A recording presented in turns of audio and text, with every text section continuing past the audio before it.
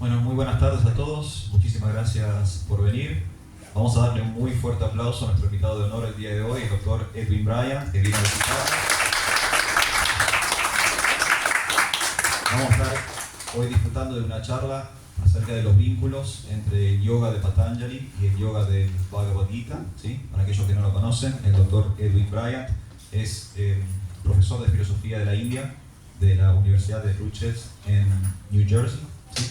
Así que hoy está con nosotros aquí en la ciudad de Mar del Plata. Y sepan también que la colaboración que ustedes están dejando el día de hoy, él no se la está llevando, él la está donando a este espacio. Este lugar se llama Espacio Govinda, es la sede social del colectivo cultural Hare Krishna Mar del Plata, y él tiene la enorme amabilidad de ayudarnos en este mes de inauguración que tenemos. Hace apenas 2 o 3 semanas que estamos abiertos, así que muchísimas gracias a todos por venir y gracias a él también por ayudarnos el día de hoy. Quizás vayan a entrar más personas, por lo cual vamos a hacer un ejercicio de yoga, de avanzar. Avancen porque las personas nuevas, si no, van a quedarse fuera. Muchas gracias. Hare Krishna. Are there enough cushions for everybody? I think so. Because I have 5 of them here. You want this person? Pardon? Okay. I can make it first.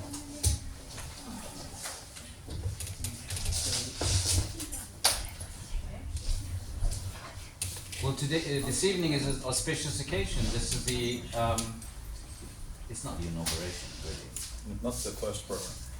This is the But first it's- program you had? No, it isn't. No. No. Okay. Anyway, very early days for the center. So we wish Arjuna all possible success. And we give him our blessings, like we did in the other studio. You know how to do that? Some of you were there. How do you do it? Right hand up. Blessings. Vamos a dar. No, you're getting the No, blessings. I'm going to explain. I'm going to explain. He's going to give himself blessings. Vamos a dar, él quiere que demos las bendiciones para el lugar. Este es un lugar nuevo, como dijimos, se inauguró hace menos de un mes. Entonces, para hacerlo, van a levantar su mano derecha Oh, blessings. y todas las bendiciones. Anything with Lord Krishna in the center has to be a beautiful thing, because Lord Krishna is Bhagavan in the sweetest possible form. All of the forms of Bhagavan have their extraordinary qualities, and the extraordinary quality of Krishna is that he hides his majesty, his Aishwarya. He's Ishvara, but he hides his Aishwarya, and he behaves like a little child, crawling around in the dust, simply to give delight to his devotees. So Krishna, that's a special feature of Krishna Bhakti. Those who are Krishna Bhaktas become Krishna Bhaktas because they are enchanted by the sweetness of Krishna and by the love that he shares with his devotees. To love, you have to hide your power. If you have power, it creates distance and fear. Narayana, Vishnu, Yahweh. These forms of Bhagavan are mighty, almighty. But might creates distance. And so in order to have love, you have to hide your majesty. And in the Krishna theology, it's called Yogamaya. So this is the special feature of Krishna Bhakti, that those of us who are devotees of Krishna, including myself, we are devotees because we are enchanted, and Arjuna is giving me one of those looks, which is, I'm supposed to be translating this. Go ahead. Bueno, lo que decía el doctor Edwin Bryant es que vamos a hablar de Krishna este día de hoy, y cualquier cosa que tiene a Dios o a Krishna en el centro siempre está bendecido. Krishna también se conoce como Bhagavan, y una de las cualidades extraordinarias que tiene Dios o el Ser Supremo es que Él puede ocultar ser todopoderoso. Tiene la capacidad de ocultar el Ser Todopoderoso. Eso lo hace para tener el disfrute de la relación con sus devotos. Y eso es una de las características o cualidades especiales que tiene la tradición del Krishna Bhakti. Esa dulzura en donde Dios se pone a disposición de sus devotos. Y siempre que hay una relación de amor, hay una necesidad de ocultar el poder. si hay mucha autoridad, si hay mucha fuerza, si hay mucho poder, también se genera mucha distancia. Entonces Dios, para evitar eso, lo hace a través de una de sus características, se llama yoga maya. Él logra ocultar su majestuosidad para estar más en contacto con sus devotos y a pesar de que es todopoderoso, tiene esa distinción de que está muy cerca para darle placer a sus devotos. So, for example, the President of the United States or the President of Argentina or the President of any country has enormous power. But when the President goes home and his little 2, 3-year-old children are there, then the President covers that, it's called Aishvarya in Sanskrit, covers that power and majesty and sits on the floor and plays choo-choo train or plays doctors and nurses with the child. This is love. So in order to create intimacy, you have to hide power. And this is the special feature of Krishna Bhakti. Vishnu is power. Narayana is power. Narayana, all beings rest in Narayana. Rama is also power. Dharma. Rama, Dharma. Devi, power. Kali. Oh, you don't want to get near Kali on a bad day. So Kali is power. But the enchanting feature of Krishna devotion is that Vishnu, that Narayana hides that majesty and crawls around in the dust of Vrindavan and gets up to mischief. Simply, not for Krishna. Bhagavan doesn't need anything. Bhagavan is Aptarama, completely self-fulfilled, self-contained, internalized Ananda, no need for anything external. So therefore, if Bhagavan does this, it is simply to give love to his bhaktas. And we are enchanted. So we invite you all to be enchanted by Sri Krishna. Read the stories. If you haven't read the story of Krishna, it's one of the great classics of world literature. Even if you're not interested in bhakti, if you want to be an educated citizen of the world, then certain things you have to read, right? Like Iliad, the Odyssey, there's certain texts you have. Make one a educated Renaissance person, citizen of the world. Well, Ramayana, Mahabharata, so the Krishna story is on that list, very high up on that list. So check it out if you haven't. You have Krishna books, right? We have lots of books. Hare Krishnas are famous for their books. Bueno, estaba haciendo mención a nuestra feria. Si verán ahí atrás tenemos una feria, hay mucha literatura espiritual. Él justo hizo una mención respecto a la literatura devocional. Él decía, con esto de la distancia, el poder y la autoridad, daba un ejemplo del presidente de Argentina, de Estados Unidos, cualquier presidente del mundo. Él tiene ese poder, esa autoridad, esa distancia. Pero cuando llega a su casa, se saca la investidura del presidente y se pone en el piso a jugar con sus hijos, juega al doctor, juega al trencito, ¿sí? Y ya no tiene esa distancia. ¿Por qué? Porque necesita esa intimidad. En el juego, él está ocultando su poder para tener una relación con sus hijos. Eso se llama Aishvarya, ¿sí? Esa capacidad de ocultar ese poderío. Porque Dios es poder, ¿no? Vishnu, Narayan, Rama es el poder del Dharma, del deber. O mismo las Devis, ¿no? Las diosas. Decía Kali, ¿no? Poder. Hacía una broma, decía Kali, que poder es fuera de control. un poder fuera de control. Me decía, no, uno no quiere encontrarse a Kali en uno de sus días malos, no, uno no quiere, pero tiene mucho poder, porque tiene mucho poder. Pero ellos, Narayan, Vishnu, Krishna, Yahvé, ellos ocultan su poder. ¿Para qué? Para poder tener una relación con sus devotos. Y en el caso de Krishna, él se hace pasar por un niño, juega en el polvo, en un lugar llamado Vrindavan, en la India. Él no necesita nada de eso. No necesita nada. Dios es Atmaram, es autosatisfecho. Pero lo hace por amor. Y si quieren enamorarse y encantarse de Dios, tienen que conocer sus historias. Ahí Edwin explicaba de que cualquier persona educada, cualquier persona instruida, conoce los clásicos de la literatura clásica. Humana. Claro, no solo greco-latino. De los clásicos de la humanidad, ¿sí? Para ser un ciudadano civilizado. ¿No? Él daba el ejemplo de la Ilíada, la Odisea, pero también están los clásicos de las historias de Krishna, que uno también puede leer y por eso hacía mención de nuestra feria de libros. Basta con la miopia greco-romana.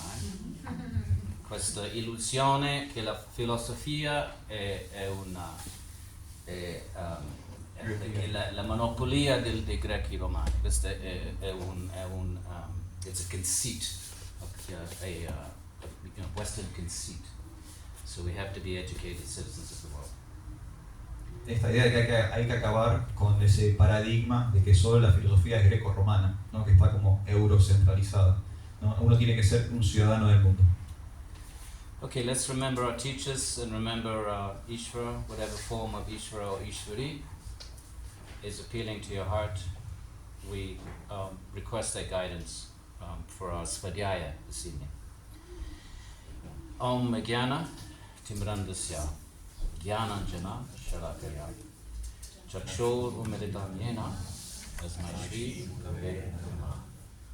Namo Om Vishnupadaya Krishna Krishnaya Bhutale Shrimate Bhaktivedanta Swamini Namane.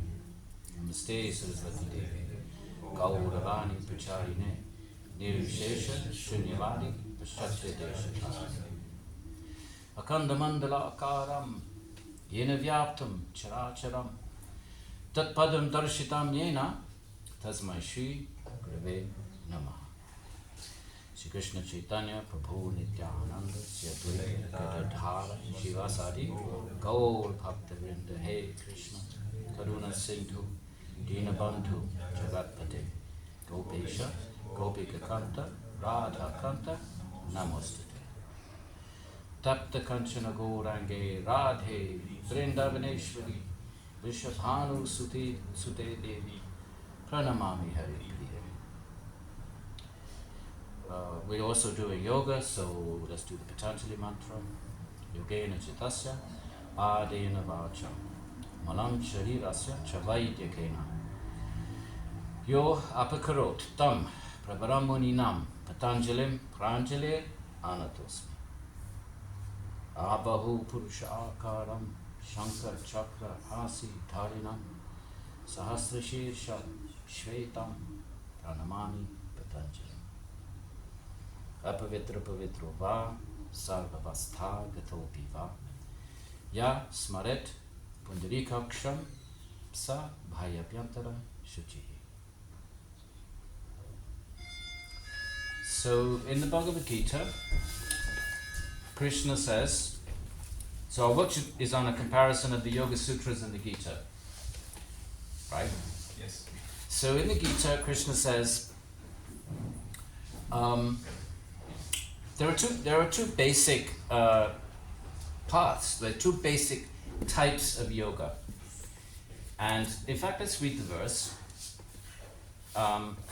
So chapter 3, verse 3. If I can bring this up. Two types. Some people say the Gita has 3 yogas.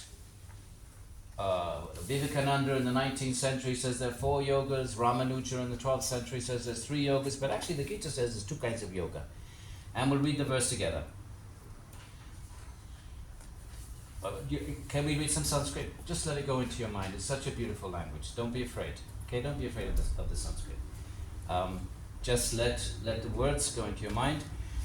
Lokesmin, dvi, right? And you recognize some of the words. Dvi, duo, 2. Lokesmin, in this world, dvi vidha, there are 2 types, nishtha, of fixing the mind. Pura prokta mayana ka, that I previously, in ancient times, I spoke 2 different kinds of nishtha, 2 different kinds of ways of fixing the mind, Krishna says. This is a good one. Jnana yogena sankhyanam, the Jnana yoga of the Sankhya people. Number 1. Okay, so notice that Jnana yoga and Sankhya yoga are the same thing in this ancient time. And now we think of the 6 schools of philosophy. That's very modern. The 6 schools, I don't know how old they are, maybe less than 1,000 years we find reference to 6 schools of philosophy. Gita says, there is Jnana Yoga followed by the people of Sankhya, which is Patanjali Yoga. Patanjali Yoga is considered to be Sankhya. Okay? You read the Yoga Sutras at the end of the commentary of the great Vyas commentator. At the end of each chapter he says, I finished the chapter on Sankhya. So yoga, Patanjali Yoga, it comes in the Sankhya. It's a Sankhya text. Okay? Before the 6 schools. 6 schools is maybe 1,000 years or I don't even know, when the first reference to 6 schools is less than 1,000 years. This is way before that, centuries. 2 types of yoga. Jnana yogena sankyanam and karma yogena yoginam. And the action yoga, karma yoga, action yoga of the yogis. Notice the Gita is going to give a very different definition of yoga than Patanjali. Look, I even wore it on my t-shirt for you today. Brand new, I've never worn it before. Just for you. Do you want me to sort of do smaller chunks? It'll be best for me. Entonces, bueno, el título de la charla del día de hoy son los vínculos entre el yoga de Patanjali y el yoga del Bhagavad Gita. Entonces, para empezar vamos a dar una definición. Y la definición que Edwin propone es la definición que aparece en el capítulo 3 del Bhagavad Gita, texto 3. O sea, este es el 3.3 del Bhagavad Gita.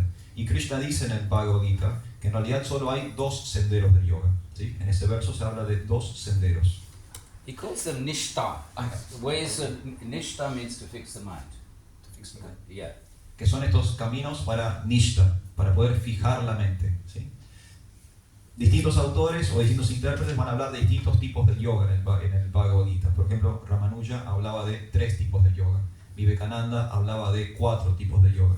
Pero si vamos al texto propiamente dicho, cuando Krishna habla de yoga, habla de 2 caminos del yoga. Y es este texto 3.3 del Bhagavad Gita. Capítulo 3, texto 3.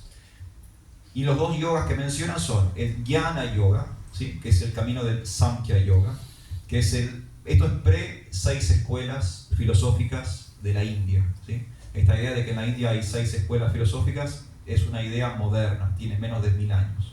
Pero si vamos a los textos clásicos no hablan de las 6 escuelas filosóficas. Entonces esto es mucho antes. Este es el yoga de Patanjali, ¿sí? Esta idea del Samkhya, de la metafísica del yoga, ¿sí? Muchos siglos antes de la idea de que hay solo 6 escuelas de filosofía. Y el otro camino es el camino del karma yoga, de la acción, el yoga de la acción. Y vamos a encontrar, ahora a medida que vayamos avanzando en la charla, que hay diferencias entre la definición de yoga del Bhagavad Gita y el yoga que propone Patanjali. And these 2 have subdivisions, okay? So the Jnana Yoga has different branches. So Sankhya basically is a metaphysical analysis of the external world. In other words, to understand the self, one method of understanding the self is to understand, well, very clearly, what is the non-self? So you can eliminate everything, and what are you left with? So therefore, Sankhya is metaphysical, but it's not metaphysics for the sake of metaphysics. It's not philosophy for the sake of philosophy. It's metaphysics for understanding what is the non-self, such that the self can be understood more clearly. Okay, so clearly I'm not the world out there. What does the world out there consist of? So the Sankhya philosopher says, okay, well, we have qualities, right? Qualities, colors, textures, sounds, tastes. So we have these qualities. Actually, that's all we know. When we perceive the world, we only perceive qualities. Our senses perceive visuals, our ears perceive sounds, our senses perceive tastes. So actually, the only thing we experience of the external world are the qualities. In fact, some Buddhist schools would say that's all there is. There's just qualities. What right do you have to posit? What right do you have to posit anything other than qualities? However, Sankhya would say, well, qualities don't just float about in space. They must be grounded in substances. Same thing Aristotle would have said. So therefore, the qualities are grounded in the Mahabhutas. So therefore, that you posit that there must be irreducible entities. They have to be irreducible, right? And such as, we call them earth, water, fire, air, ether, but these are just clumsy terms. Maybe better to think of solids, gases, I don't know. But substances are so basically you undergo this process of elimination. Okay, what do I perceive? I perceive qualities, and then you make inferences. Qualities must be grounded in substances. Then there must be an organ. There must be an organ that is filtering all this information. There must be a filter, because you hear the sound out there? You didn't hear it a minute ago. ¿Escuchan ese ruido? But it was there. Hace un minuto no lo escuchaba, Yes. pero sí estaba ahí. So why that sound vibration came into the ear? It's not that the ear. So therefore you infer there must be an organ that it. You hear the car? ¿Escuchan el auto? But you wouldn't hear it unless I told you. So there must be, Sankhya would posit, there must be an organ that's filtering, blocking, and simply presenting to consciousness information that is important. And there must be a sense of ego, self. If I had no sense of self, I'd think I was the wall. Why wouldn't I think I was the wall? Why wouldn't I just think I'm the floor? Why wouldn't I think I was you? So there must be some kind of an entity that delimits my consciousness into a sense of self. So then you start positing these layers of manas, ego, and there must be another kind of entity that is determining what to do with all this information. So basically you go, Sankhya metaphysics then works through a process of inference as to what is out there, what is in here that needs to be inferred in order to account, explain, experience. And then beyond all of that, there must be an experiencer. There must be an experiencer who is distinct. And they have their various arguments. So that's Sankhya, okay? Good luck. Entonces, vamos con la primera escuela o el primer sendero que se mencionó, el Dhyana, ¿sí? Dentro del Dhyana hay muchas subdivisiones o muchas ramas. Una de las más importantes, esto que mencionábamos antes, Samkhya. Samkhya es la metafísica del yoga. ¿Qué significa metafísica? No es solo filosofía por filosofar, no es una charla sin fin, sino la idea es entender qué es el ser, comprendiendo qué no es el ser. Es un proceso de descarte de lo que no es el ser. Sabiendo lo que no es el ser, podemos inferir qué es el ser. La idea es estudiar el mundo externo. Yo sé que yo no soy el mundo, entonces entendiendo el mundo, tengo también más referencias acerca de mí mismo. ¿Y qué hay en el mundo? Hay cualidades, hay texturas, hay formas, hay gustos, y percibimos estas cualidades. Daba el ejemplo que algunos budistas dirían que solo hay eso en el mundo, solo existen las cualidades. Pero la escuela del Samkhya dice que no existen esas cualidades, tiene una orientación más aristotélica, la idea de que las cualidades están fundamentadas en algo, ¿sí? Hay cualidades porque hay algo que emana esa cualidad. Eso se llama Mahabhuta, ¿sí? Es una unidad que no se puede reducir, que es lo que llamamos a veces tierra, agua, aire, ¿sí? Es la sustancia de donde emana una cualidad. Podríamos decir en vez de tierra, fuego, podríamos decir colores, podríamos decir texturas, ¿se entiende? Pero hay cualidades que están fundamentadas en sustancias. Y a través de un proceso de eliminación voy filtrando la información hasta descubrir qué es la conciencia. Y hay órganos para filtrar estas cualidades. Él daba recién el ejemplo de los sonidos que escuchábamos, ¿no? Escuchábamos una paloma, escuchábamos un auto. Entonces hay una cualidad, pero también hay un órgano que está decodificando esa información, se la está filtrando para que la conciencia reciba esa información. ¿Y qué es el ser? ¿Qué es el ser? Tiene que haber una delimitante respecto a qué es el ser, porque si no yo podría decir que soy la pared, aunque sé que no soy la pared, podría decir que soy el piso, pero no soy el piso. Entonces tiene que haber una delimitante respecto al ser. Y en el Samkhya uno empieza a inferir qué es lo que hay afuera, entendiendo lo que hay afuera, uno entiende lo que hay adentro y obtiene en base a eso una experiencia. Okay, let's not get too metaphysical, so otherwise we'll all fall asleep. No nos vamos a meter mucho con la metafísica para no dormir. So you have the path of jnana, of the Sankhya, and it has different branches. One is that you intensely contemplate the nature of reality, Sankhya, with a view to basically isolating the self as the perceiver. And you do this all day, for your whole life. You're intensely contemplating on truth. And that's a process of Sankhya. Then you have another branch of Jnana Yoga, which is actually a branch of Sankhya, which is the Patanjali Yoga Sutra, which here we are in the West, all studying the Patanjali Yoga Sutras. Nobody in India ever studies it. Nobody's studied it for probably 300 years. But here we are studying the Yoga Sutras. Why? Because we're doing this thing called asana, right? And the teachers, if you're a Vedic teacher, if you're a teacher that situates yourself in Vedic systems, cluster of systems, you can't make stuff up. You cannot invent anything. That's what it means to be a Vedic Acarya.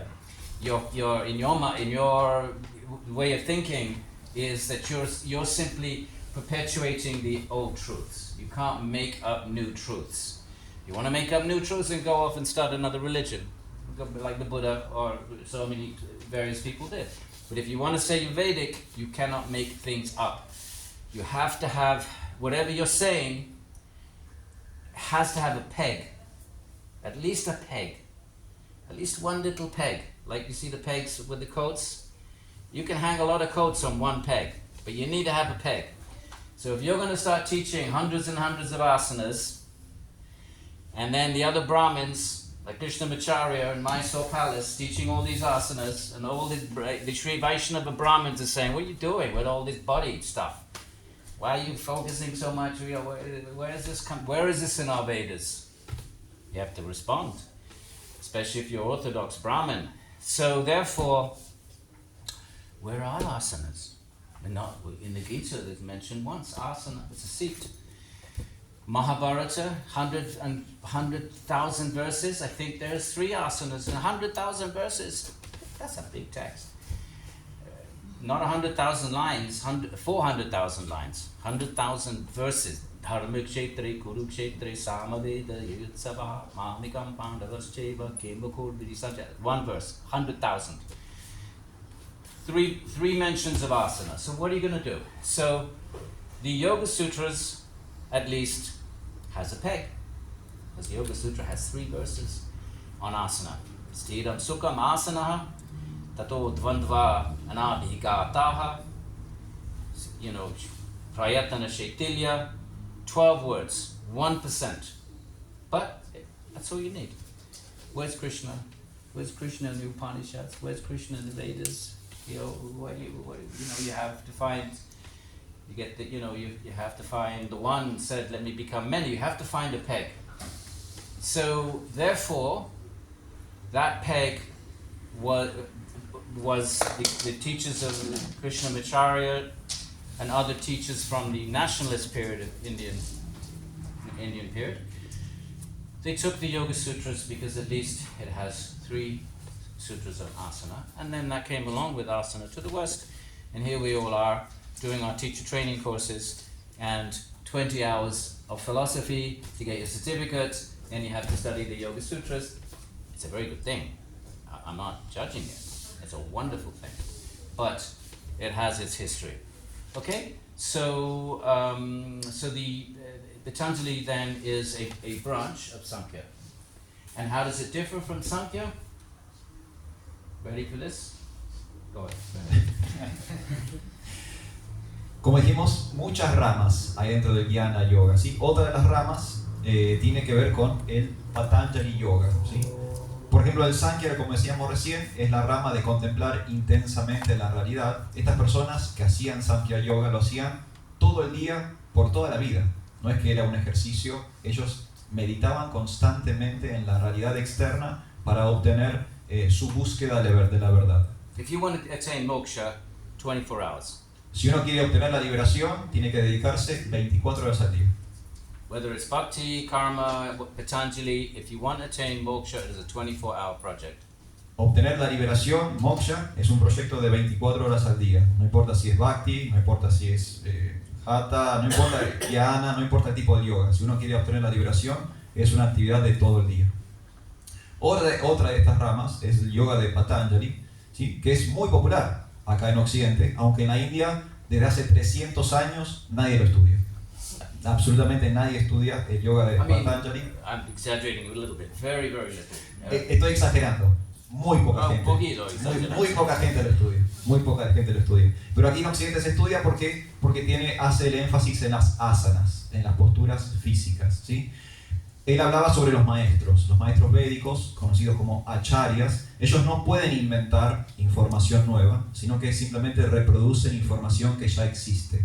Entonces, si estas personas quieren hablar sobre las asanas, necesitan recurrir a algún tipo de literatura que tenga un cimiento sobre la cuestión de las asanas. No pueden inventar. Por ejemplo, Buda quiso inventar y él se abrió de esta literatura védica, comenzó su propia religión, ¿sí? Pero si uno se entiende... Actually, it's not clear that Buddha did not think of himself as Vedic. He never said that. In the course of the next 2 or 3 centuries, it could have been 400 years that Buddhism became seen as other. Was not necessarily the case in the beginning. Sorry, that's my fault. Point of information. Él quiere hacer una fe de ratas de sí mismo, de que Buda mismo no se dijo no védico, sino que con el paso de la historia, con el paso del tiempo, 300, 400 años después, se lo empezó a ver su filosofía como distinta de la filosofía védica. Pero él mismo nunca se presentó como no Vedas, ¿sí? Entonces hace una especie de fe de ratas de sí mismo. Pero el maestro védico necesita reproducir la información de la literatura del yoga. Entonces, ¿dónde está esta información sobre las asanas? Él explicaba recién en el Bhagavad Gita, no. En el Bhagavad Gita la palabra asana aparece una sola vez. En el Mahabharata son 100.000 versos. 100.000 versos. Son 400.000 líneas. La palabra asana aparece solo 3 veces. Well, there's 3 poses mentioned. Let me qualify that. There's a reference to 3 different poses. Probably Padmasana, Raja. 3 poses are mentioned in the entire epic. I don't know how many times the word is mentioned, but 3 poses are mentioned. That was my fault. Hace otra aclaración de sí mismo. No sabe exactamente cuántas veces se menciona la palabra, pero sí se menciona muy pocas veces, solo 3 veces, la cuestión de la postura, las poses físicas, ¿sí? En todo el Mahabharata.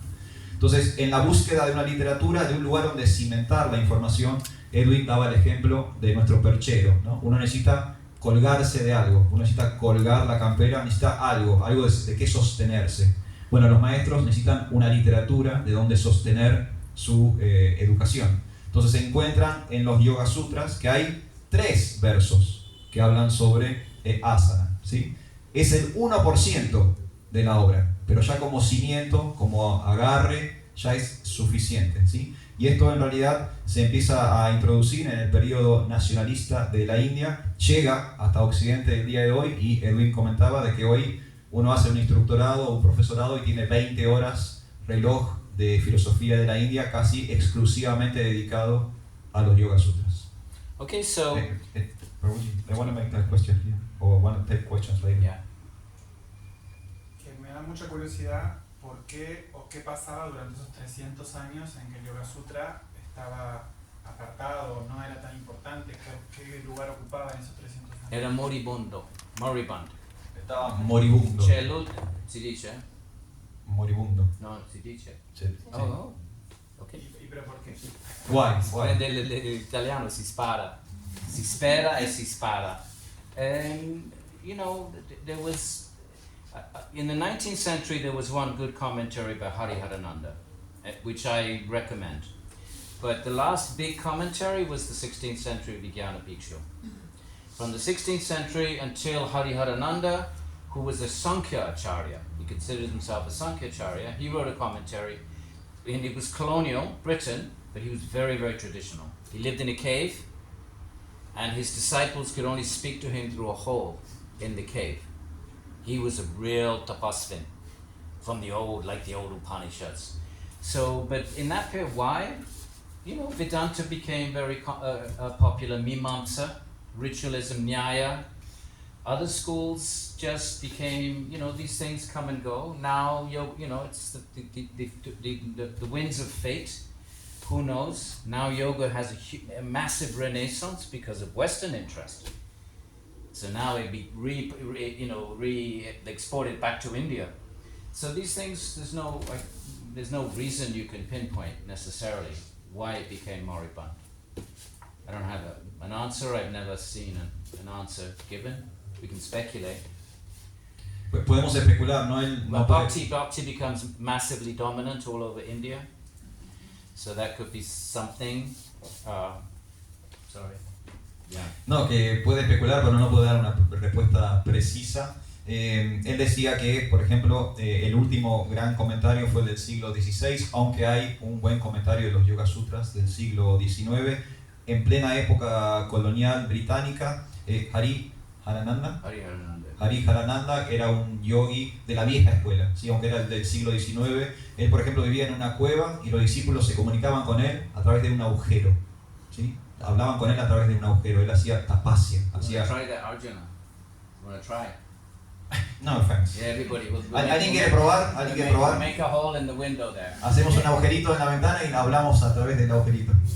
Actually, you know, if you don't like your husband, you can make your husband talk to you through a hole in the Si window. no, si no se llevan That bien, might be good for marital Advice. stability. Yeah. si no se llevan bien con el marido, pueden intentar eso en sus hogares, puede mejorar la relación matrimonial. Amore, una volta al giorno. Hablamos una vez al día, vamos a hablarnos una vez al día. Pero bueno, lo que decía Edwin también era que las oleadas, ¿no? Van y vienen, como las modas o las tendencias. Apareció el Vedanta, el Mimamsa, el Bhakti, la cuestión ritualística, como que las tendencias van y vienen. Ahora, de hecho, hay un renacimiento del yoga y es gracias a Occidente. Ahora Occidente está reimportando el yoga a la India, por ejemplo. You Entonces heard son the, como... the pizza effect? Es el efecto pizza, ¿conocen Have el you efecto heard of it? I pizza? think it's a myth, but they call it the pizza. They say that pizza was actually invented in New York City by Napolitani, from immigrants. But don't say that in Italy. Ese es Ti ammazzano. No, es el efecto, lo que se conoce como efecto pizza. There's Hay an un mito, expression in English, the pizza effect. es una expresión que hay en inglés, una especie de mito de que la pizza en realidad surgió en New York, de un emigrante de Nápoles, pero queda como la idea de que es italiano, ¿no? Pero no digan eso, que la pizza es de New York en Italia, porque la van a pasar mal. Io l'ho detto a mio cugino, non mi ha parlato per un mese. Se lo dije a mi cocinero, no me habló durante un mes. So, but let's listen. I don't want to be too scholarly.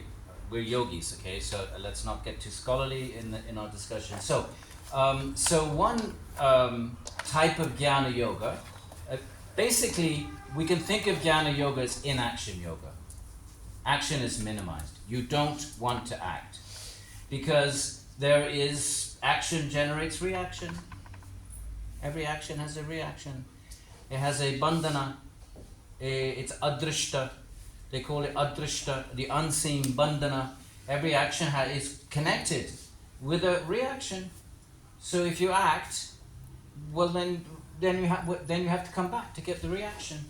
And one of the common denominator of all yoga traditions, we discussed this the other day, is that life is suffering. They just come right out and say it.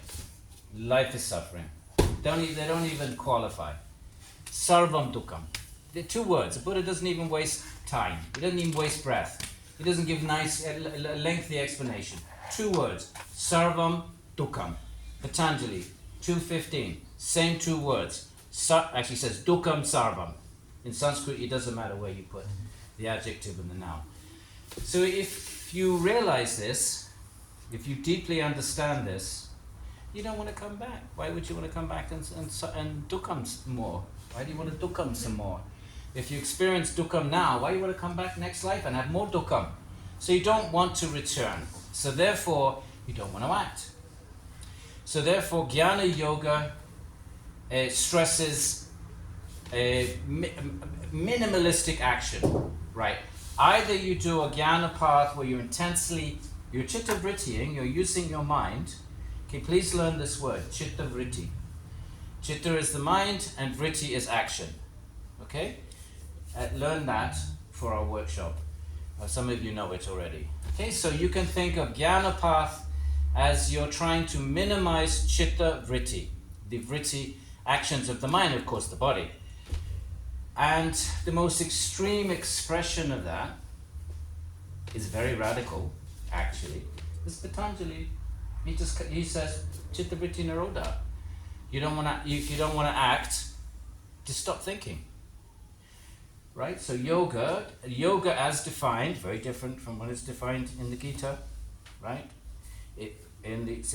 Known as yoga, equanimity, siddha siddho samo bhutva samatvam yoga muchyate. Samatvam yoga muchyate. Yoga uchyate is said to be samatvam, equanimity of mind, not Patanjali. Patanjali is going to be nirodha 100%. So the Patanjali process, classical yoga, classical ashtanga, sometimes it's shatanga, 6 limbs, doesn't matter, different texts, is how do you solve the problem of suffering?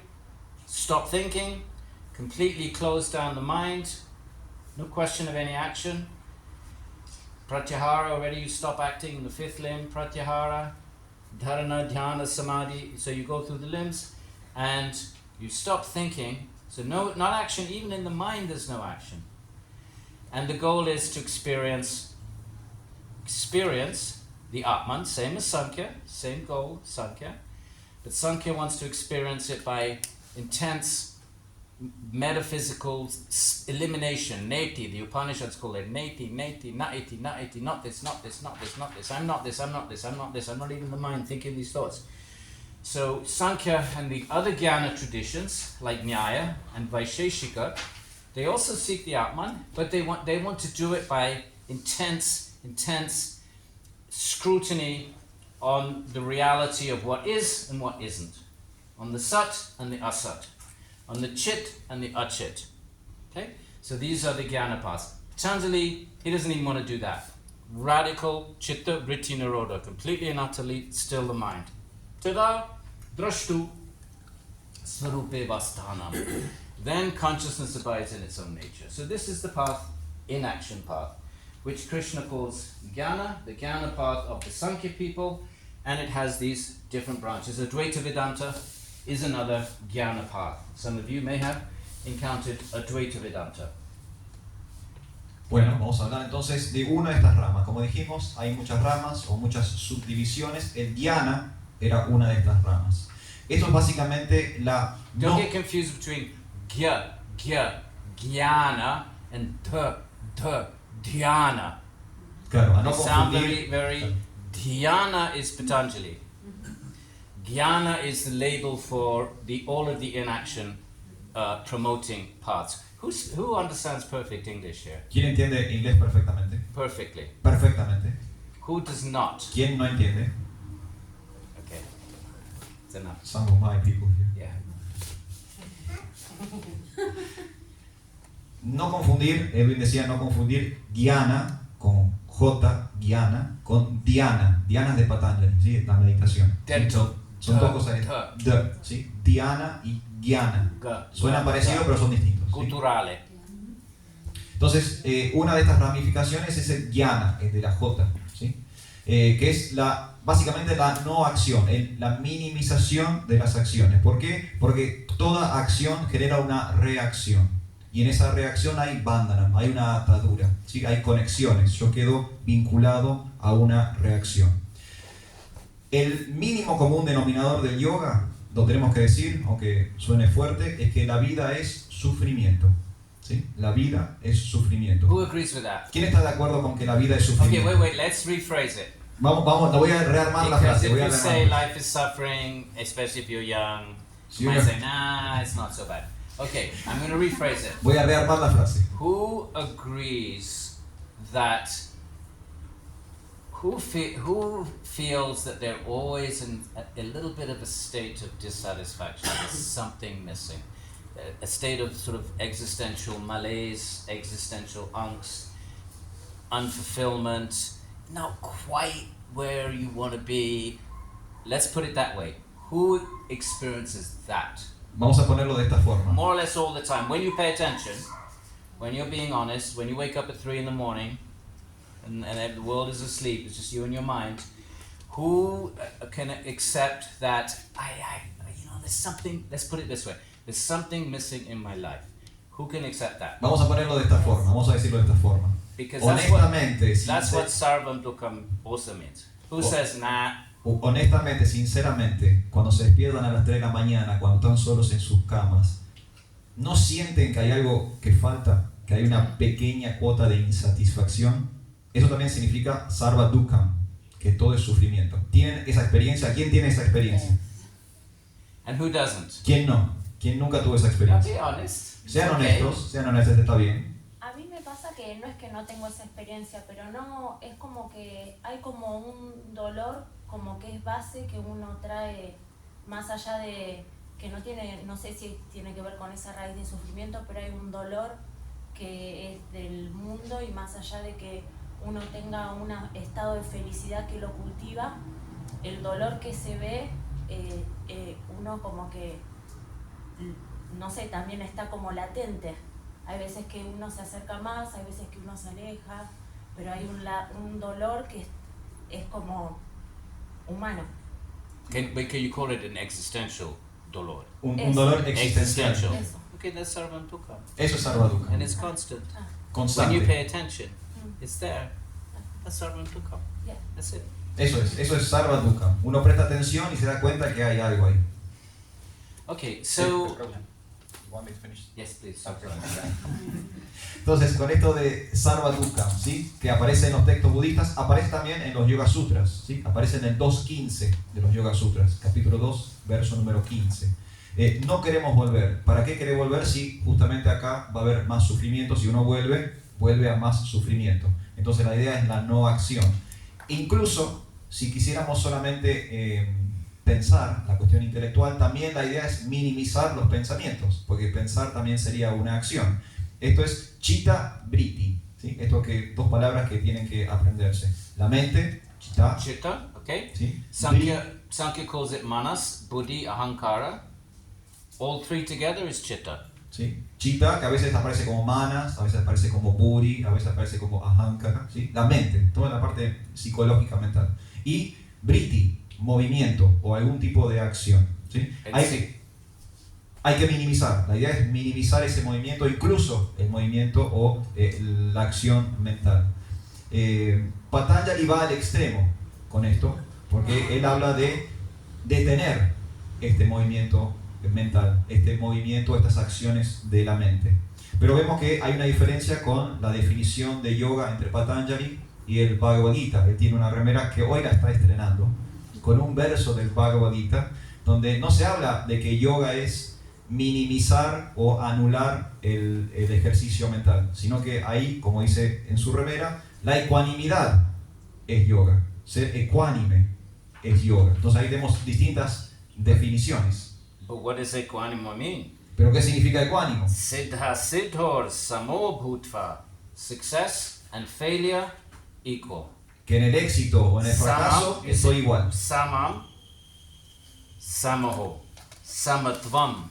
Samatvam, yoga uchari. Yoga is said to be samatvam, equal. What does that mean? Siddha, asiddho, samaha. To be equal in success and failure. Okay, another way of saying this is to be free of desire, and we'll get to that in a minute. Otra forma de decir, entonces lo que dice este verso del Bhagavad Gita es que yoga es ecuanimidad. ¿Pero qué es ecuanimidad? Ecuanimidad significa estar igual tanto en el éxito como en el fracaso, ¿sí? Esa es la definición que aparece en el Bhagavad Gita.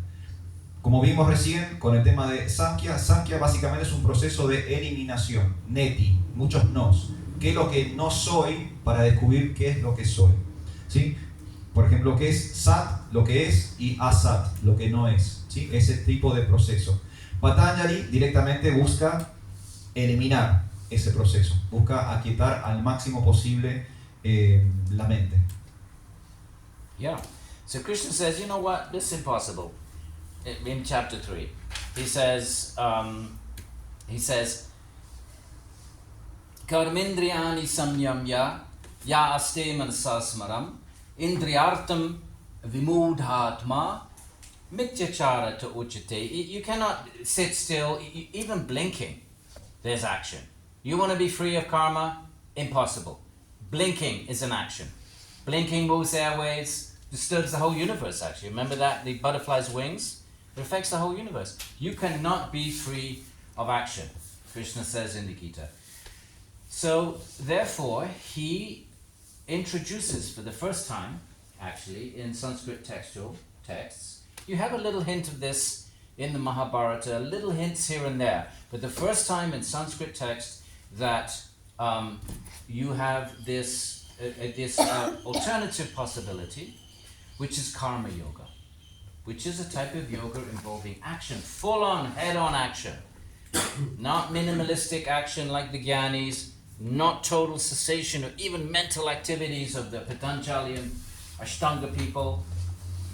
There is a way, Krishna says, of performing action. In fact, he says in chapter 4, let's read the Sanskrit, Dvividha.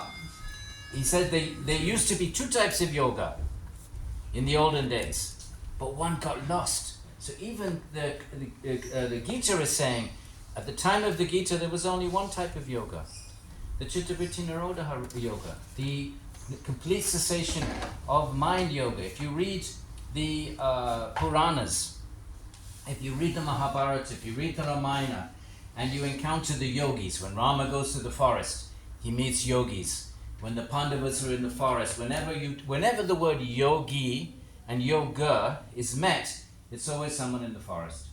Even the Bhagavata. Who are the role models? Bharata, sitting in the forest. Dhruva goes to the forest. Parikshit sits on the banks of the river. Shuka, walking around in the wilderness. Even in the Bhagavatam, the role models are this kind of radical renunciation. So Krishna says, okay, that's fine. He respects it, he honors it. He says, but there's two. There's another kind of yoga. And it got lost. And he got lost, and the words he says here, Sa kaleneho mahata yoga nashta parantapa. This other yoga, this action yoga got lost in great time because of the passage of time. It's like your question, what happened to Yoga Sutra? It became, people lost interest, simply the passage of time. The word here is kaleneha mahata. Because of the great passage of time, the second kind of yoga, which is the karma yoga that Krishna is saying, I'm now going to re-establish the lost yoga, which originally I spoke, got lost, so therefore, at the time the Gita was spoken, all yoga was Chittavritti Nirodha Jnana Yoga. That's why Arjuna is so confused. Twice, beginning of chapter 3, beginning of chapter 5, he says, what are you talking about? Fight. Aren't I supposed to sit and just Chittavritti Nirodha? He asked the same question twice. But check, right at the beginning of 3, beginning of 5. I'm confused. You're telling me to act, you're telling me to do yoga. He doesn't understand that there is a possibility of an action yoga. Why doesn't he understand? Because it didn't exist. It had got lost. So in his day and age, it wasn't on his landscape. So that's the karma yoga which we'll now talk about. Okay? Entonces ahora vamos a hablar de otro de los caminos, ese camino del karma yoga. ¿Se acuerdan que el Bhagavad Gita habíamos presentado que mencionaba que había dos senderos? El Jnana Yoga, que ya hablamos, ¿sí? Por el mundo del Samkhya, Patanjali. Entonces ahora vamos a hablar del Karma Yoga. Esto se presenta sobre todo en el tercer capítulo del Bhagavad Gita. La idea de que es imposible detener la acción, es imposible apagar la mente. No es bajo ningún punto posible esta situación, porque de última, si uno se queda sentado, se queda quieto, por ejemplo, pestañea. Eso ya es una acción. Y aunque es una pequeña acción, ya está generando algún tipo de resultado. Edwin daba el ejemplo del efecto mariposa. ¿Conocen el concepto del efecto mariposa? ¿No? Que el aleteo de una mariposa en una parte del mundo genera una reacción en otra parte del mundo. Entonces, aunque sea muy pequeño, muy mínimo, cualquier acción va a generar una reacción. Entonces, no hay forma de quedarnos libres de la acción. Es imposible, según el Bhagavad Gita, detener la acción. Y se introduce por primera vez en los textos del sánscrito una alternativa. ¿Cuál es la alternativa? El Karma Yoga. ¿Sí? La recomendación del Bhagavad Gita es el Karma Yoga. Hay un yoga de la acción, que no tiene que ver con minimizar, como por ejemplo en el Samkhya o en el Jnana. No tiene que ver con eliminar, como por ejemplo en Patanjali. Esto es una acción pura, plena, totalmente en acción, pero en conexión al mismo tiempo. El anterior yoga, este yoga que intenta la renunciación radical, lo encontramos en toda la literatura clásica del yoga. Está en los Puranas, está en el Ramayana, está en el Mahabharata, está incluso en el Bhagavatam. ¿Sí? Siempre la idea del yogi es alguien que está meditando a solas en el bosque, ¿no? Está intentando detener todo tipo de acción. Él mencionó algunos yogis famosos de estas obras, Shuka, Parikshit, Dhruva, ¿sí? Todos tienen el mismo, digamos, las mismas características. Se van al bosque, se alejan, se aíslan, intentan detener todo tipo de acción. Pero Krishna explica, y también esto se menciona en el 4º capítulo, que en realidad hay un camino del yoga que se perdió con el tiempo. Y esto hace referencia a lo que decía Vinicius, ¿no? Porque algunos yogas aparecen, porque bueno, con el paso del tiempo, como que las modas cambian. El Bhagavad Gita hace alusión a eso. Hubo un tipo de yoga que se perdió con el tiempo, que ahora lo voy a restablecer, dice Krishna en el Bhagavad Gita. Y acá encontramos la confusión de Arjuna, porque Arjuna, que es uno de los protagonistas de la conversación, él no sabe qué hacer, no sabe qué tipo de yoga emprender, porque él está en una época que le dice que tiene que practicar un tipo de yoga, pero ahora su maestro, Krishna, le está ofreciendo una alternativa, le está ofreciendo otro tipo de yoga. Entonces, ¿cómo actuar? ¿Qué hacer? ¿Qué no hacer? Arjuna está confundido, está sorprendido, no entiende, tiene que hacer asanas, no tiene que hacer asanas, tiene que moverse, no tiene que moverse, ¿sí? Y esto es justamente la alternativa que presenta el Bhagavad Gita, el Karma Yoga. Okay, so 2 branches, and we said something about jnana, different sub-branches. Now karma also has, let's go with 2 major sub-branches. There is just karma yoga, and there's bhakti yoga. And they're both action yogas, so that's why it's under the label of karma.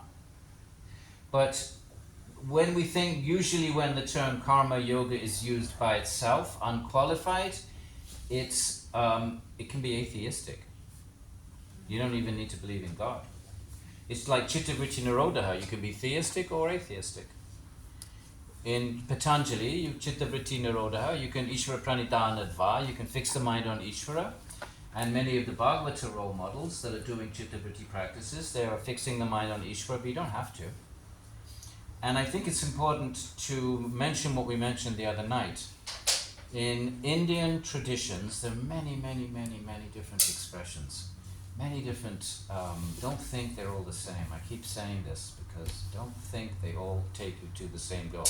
I know you heard me say that the other night. I have to stress it. Don't fall for this new age, 20th century kind of wishy-washy spirituality. Oh, it doesn't matter which path you take, they all go to the same place. No, that's not what the paths say. They don't say that. They read what they say. Kashmir Shaivism takes you to a certain experience. Vijnanavad Buddhism, a different experience. Vaishnavism, completely different experience. Advaita Vedanta, completely different. Who says they're all going to the same place? They don't say that.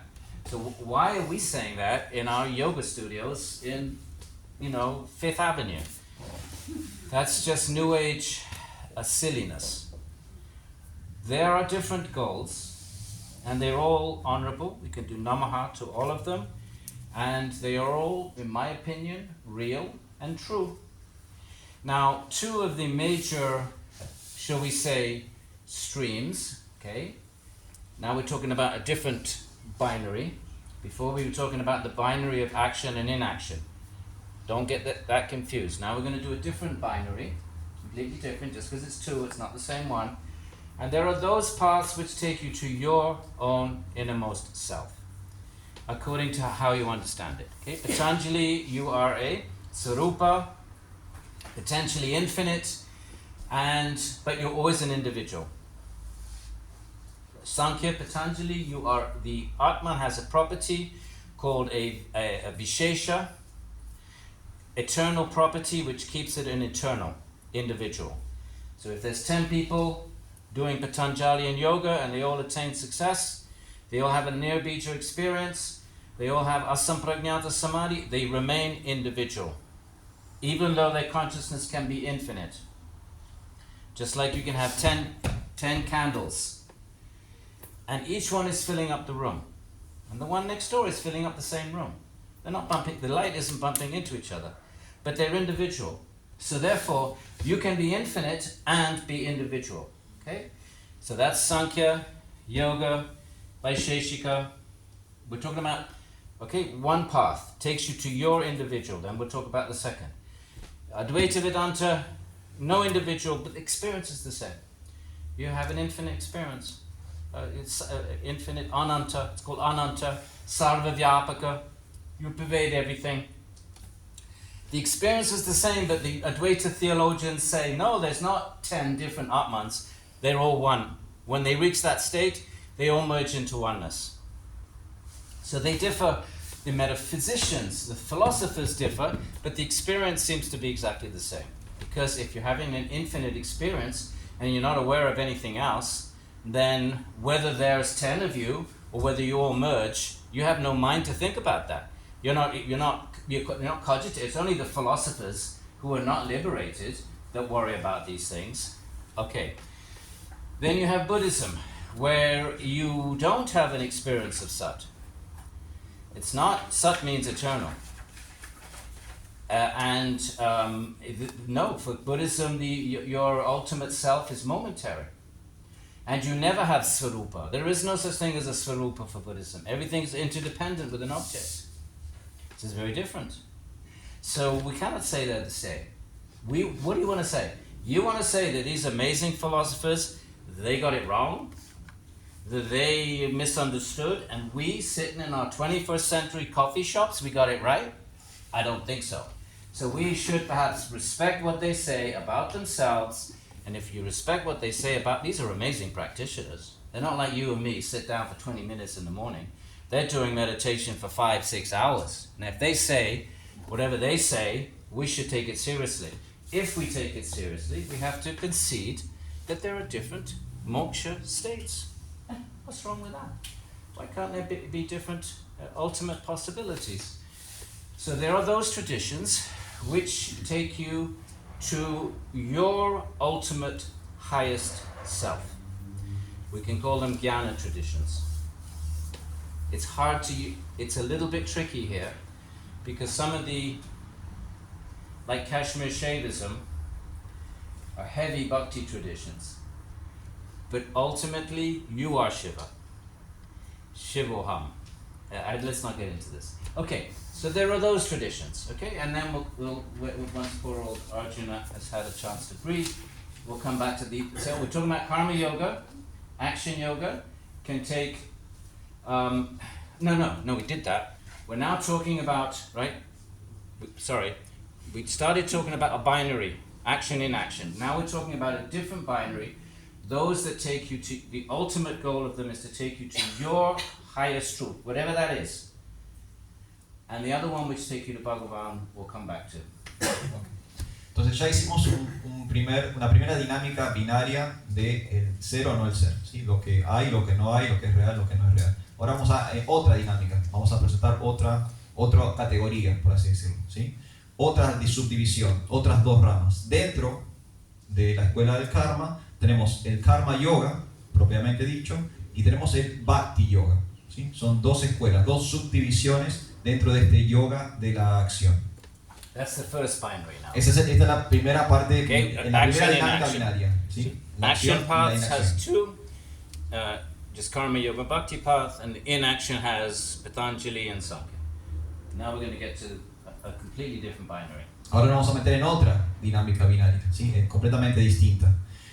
Una cosa que Edwin aclaraba, que por ejemplo en el karma yoga, se puede hacer karma yoga desde un lugar ateo, ¿sí? No es necesario incluir a Dios en el karma yoga, no hay una necesidad. Por ejemplo, Patanjali, él habla de Ishvara, pero eso no es necesario, no es estrictamente necesario.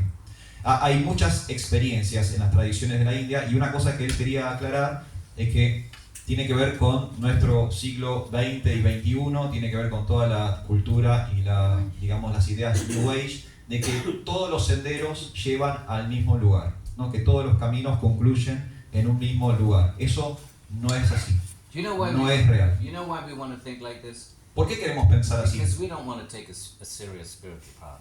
¿Por qué no queremos? We don't want to do real tapas.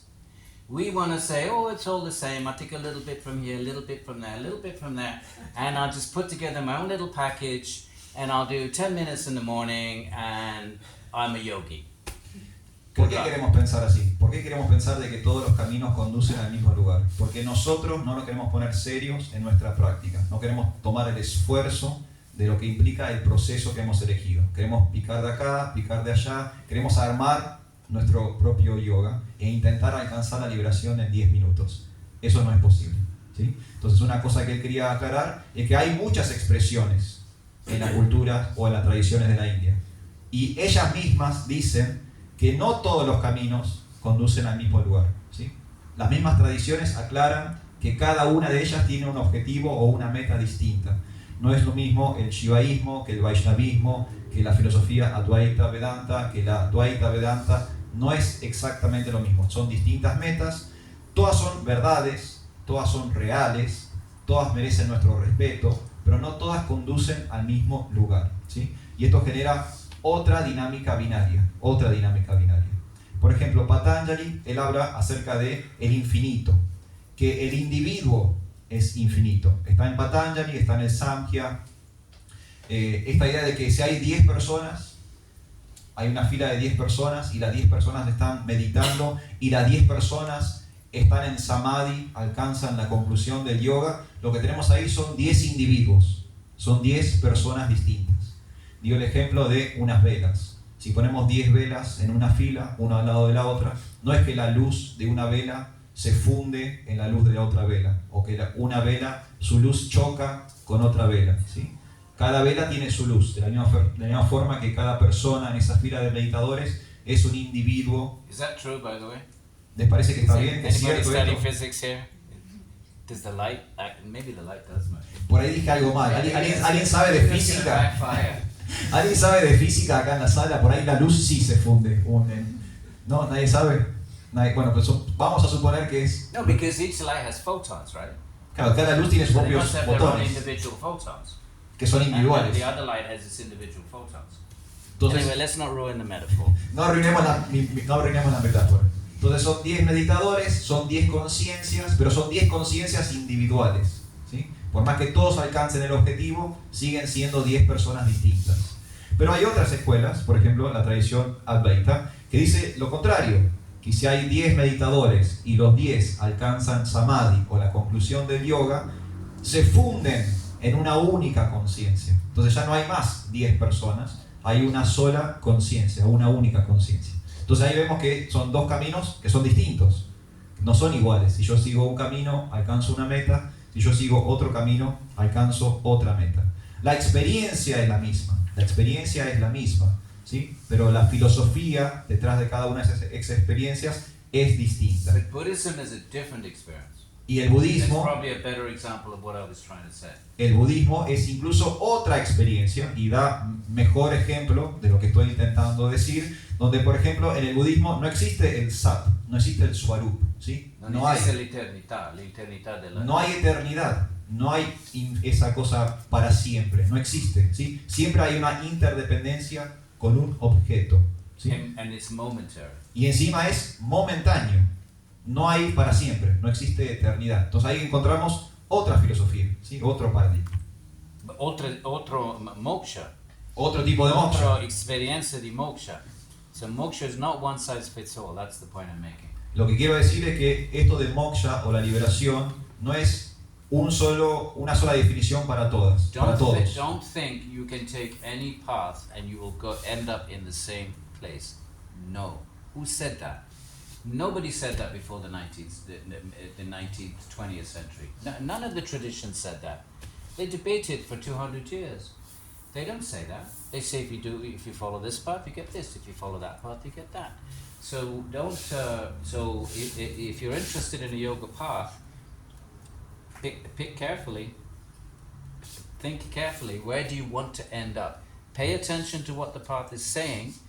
Where is it going to take you? And decide, do I want to go there? Do I want to be infinite, no mind, no consciousness, no sense, pure Sat Chit Ananda, no objects of senses, but Ananda? Whatever that means. We have no idea what that means. We have no idea what Sat Chit Ananda. We know what Chit is because we're conscious. And we have some sense of Sat because we know we have endured. From, we look at the photos of when we were babies, we look at we go to our grandmothers and they pull out the photo albums and we visit our school days and we have a sense of Sat. Yes, that was me. Yes, I remember this experience. So we can trace experience, a continuum of experience. So that's a kind of we can have some sense of Sat. We can have some, and we know we have Chit because we're conscious, right? That's the only thing we actually do know, actually. But we don't know what this Ananda is. Sankhya says, this Vedanta people, they talk about Ananda. What are they talking about? Actually, Ananda simply means absence of dukkha. Sankhya says, there's no Ananda, there's just absence of suffering. Vedanta says, no. It's absence of suffering, but it's a positive state, and there's no positive experience of bliss, but there's no way we can understand it. Because when we think of Ananda, what do we think of? The contact of the sense with the sense object, right? We have the famous Argentinian ice cream that Shanky said is better than Italian ice cream. Blasphemy. And we had, right? So there's bliss. So what is that? The tongue, the sense contacts the sense object, right? And there's an experience. There is a sensual experience, and we think that the Gita likes to call this sukha, doesn't call it ananda. We use the term sukha. So how are we supposed to understand ananda? It's a state that is completely transcensual. It's nothing to do with the contact of a sense with the sense object. Nothing to do with an emotional pleasure. Nothing to do with an intellectual satisfaction. So there's nothing we can say about it. The Upanishads try to say something. The Brihadaranyaka says, well, imagine you're a king and you're beautiful and handsome and you own the whole world and you're healthy. That's 1 unit of happiness.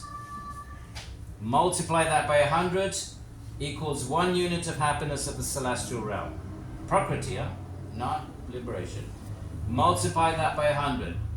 That's 1 unit of bliss of the next realm. So you get up to the highest celestial realm and you have 10 to the power of 14. And it says 10 to the power of 14 of the most celestial, incredible celestial pleasure is not equal to 1 bliss of Brahman. So it tries to quantify it, but you can't quantify it. What does that? How does that help us? 10 to the power of 14. How does that help us understand what this Ananda is supposed to be like? We have no way of being able to understand it. The only thing we can understand, and Patanjali says this, and all the Moksha Shastra says this, one thing we can perceive empirically is that yogis who have attained whatever that Ananda is, paravairagya tatparam gunavaitrishnam purusha kyatir, Patanjali frames it that way. When you attain it, there's nothing in the world that interests you. You can say that. It still doesn't really help, but it helps a little bit. So that's basically what the Brihad is saying.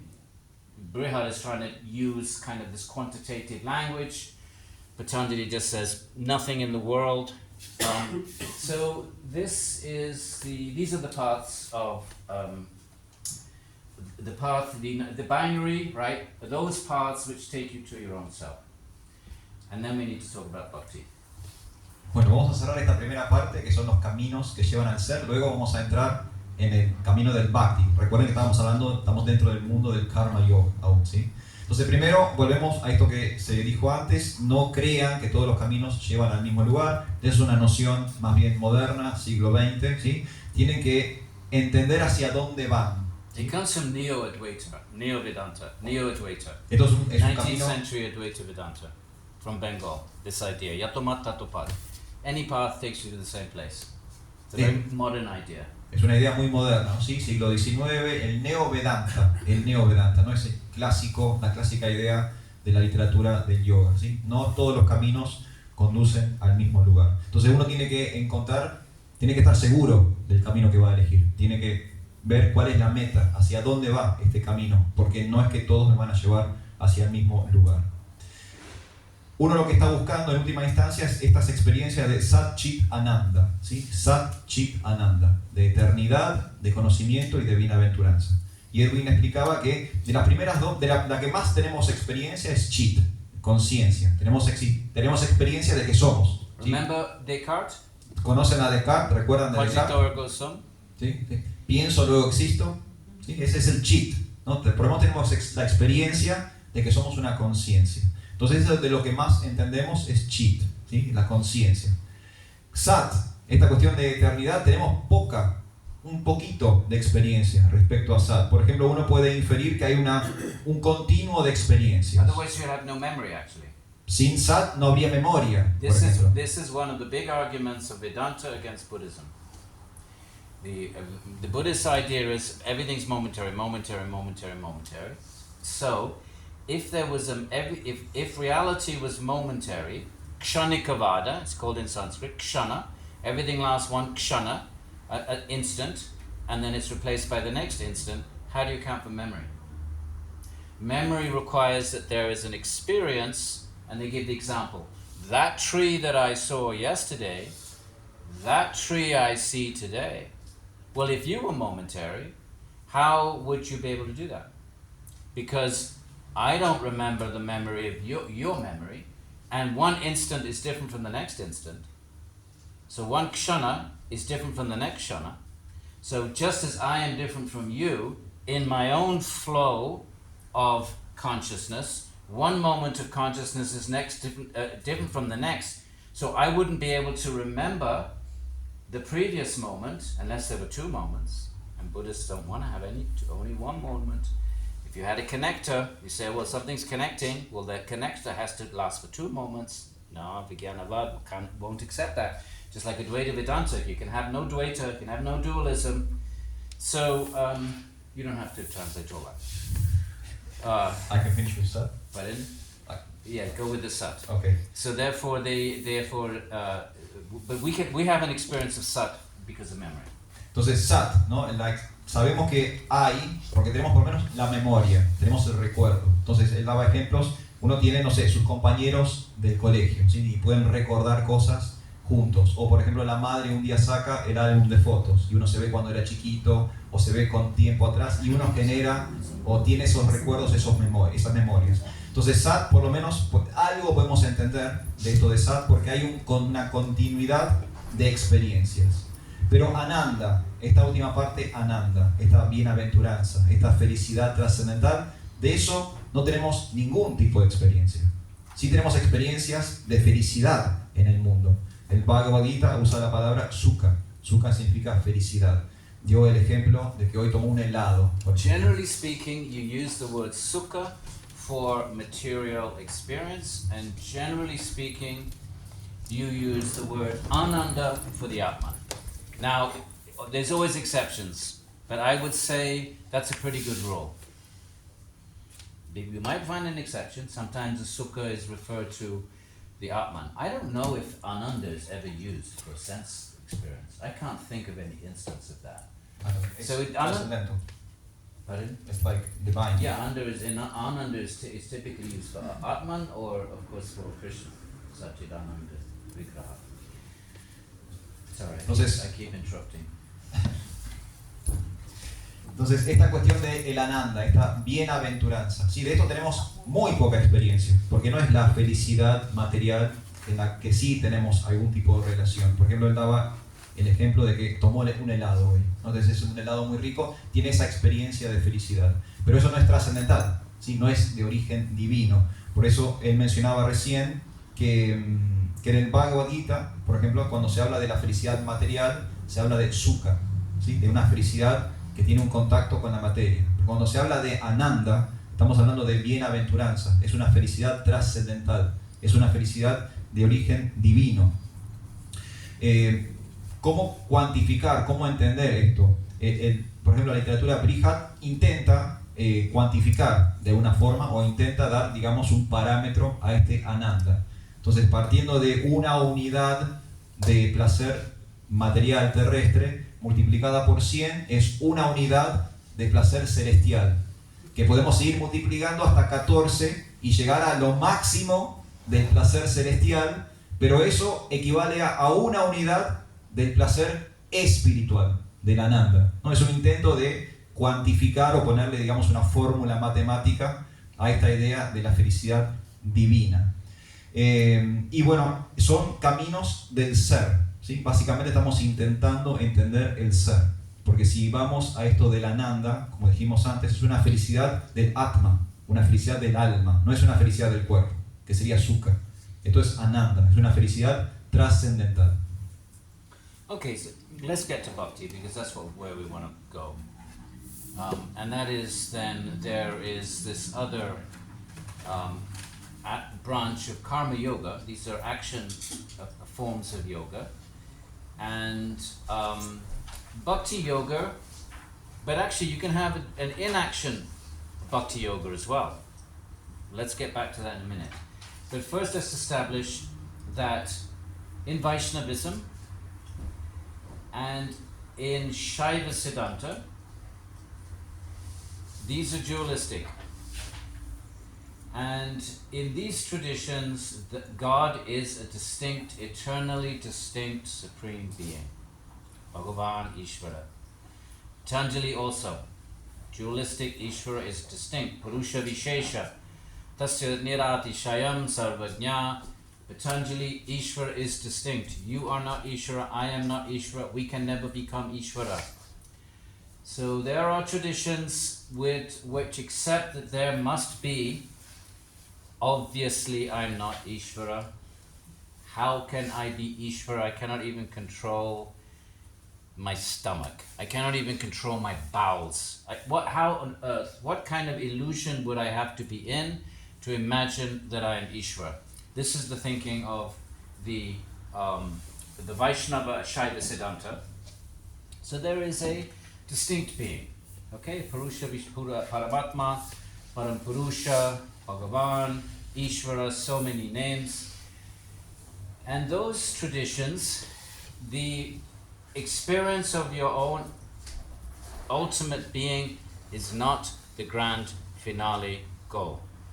It is fine, it's good, it's, it is definitely many of the great bhaktas like Bharat and Shuka, they had attained, but they were not satisfied with that because they understood there is a greater soul. I haven't finished the journey. Who is that great soul? Who is that behind the entire cosmos? Just like I control my body. I don't even do that. But I imagine I control my own body. There must be a soul, a universal soul, that is behind the whole cosmos. And therefore, great yogis, some of them just stay in their own blissful nature. That's it. Full stop. End of the journey. They get liberated and they attain an experience of infinite Satchidananda. They get what they want. Bhaktas, do you know what the bhaktas call that? Hell. Do you know why they call it hell? Because when you're in that state, you have no mind, no senses. How are you going to connect with Bhagavan? You're now in an infinite state. It calls it hell. Nara. I wrote a paper once, academic paper. Moksha is worse than hell. Hell in the sense that bhaktas love Bhagavan. And if you love, even in our world, right? If you really think you love somebody, a child or someone, and you're separated, that's hellish. A parent dies or whatever, you have so that hell in that sense. For them, for bhaktas to be separated from Bhagavan is like hell. So therefore, we'll just establish then that there are these, dualism is not a good word. Also, have you noticed how dualism is not trendy anymore? Have you noticed that? Where the hell did that come from? Like monism is cool and dualism is not cool? Who came up with that idea? That 1960s, where did that come from? All Indian traditions are dualistic. Mimamsa, all Buddhist schools are dualistic. Jainism, Mimamsa, Vaisheshika, Nyaya, Sankhya, Yoga, all dualistic. And most of Vedanta, one sub-school of Vedanta is monistic. How did that get to dominate the Western high street? I would love an answer to that. So somehow or other, monism is cool, dualism is not cool. Let's take a look at that. Where did that come from? Because it has nothing to do with Indian philosophy. It has nothing to do with reality on the ground. Philosophical reality on the ground. Sorry. It's my gripe. Entonces ahora vamos a ir a la segunda rama dentro de la escuela del Karma Yoga, que es el Bhakti. ¿Sí? Dijimos que había subdivisiones. Bueno, una de las subdivisiones es el Bhakti. Y es una tradición dual, del dualismo. ¿Sí? También, But we have to be careful of the word dualism, because there is only one hardcore dualism, Madhva. It's a kind of qualified beta dualism, but we don't have time to get into that.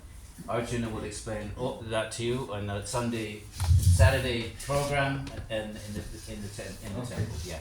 dice que, bueno, dentro de ese dualismo no podemos hacerlo como a rajatabla, porque también hay variedades, pero de eso de las variedades podemos hablar en otro momento. ¿Sí? Hoy no vamos a hablar de eso, el día de hoy vamos a hablar en otro momento.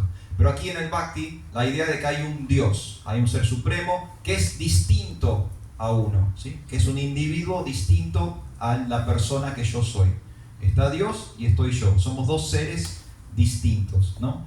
Parama Ishvara, Parama Purusha, distintas formas de decir que hay un ser supremo distinto a mí. I mean, it's really quite simple. If you're Ishvara, create a universe.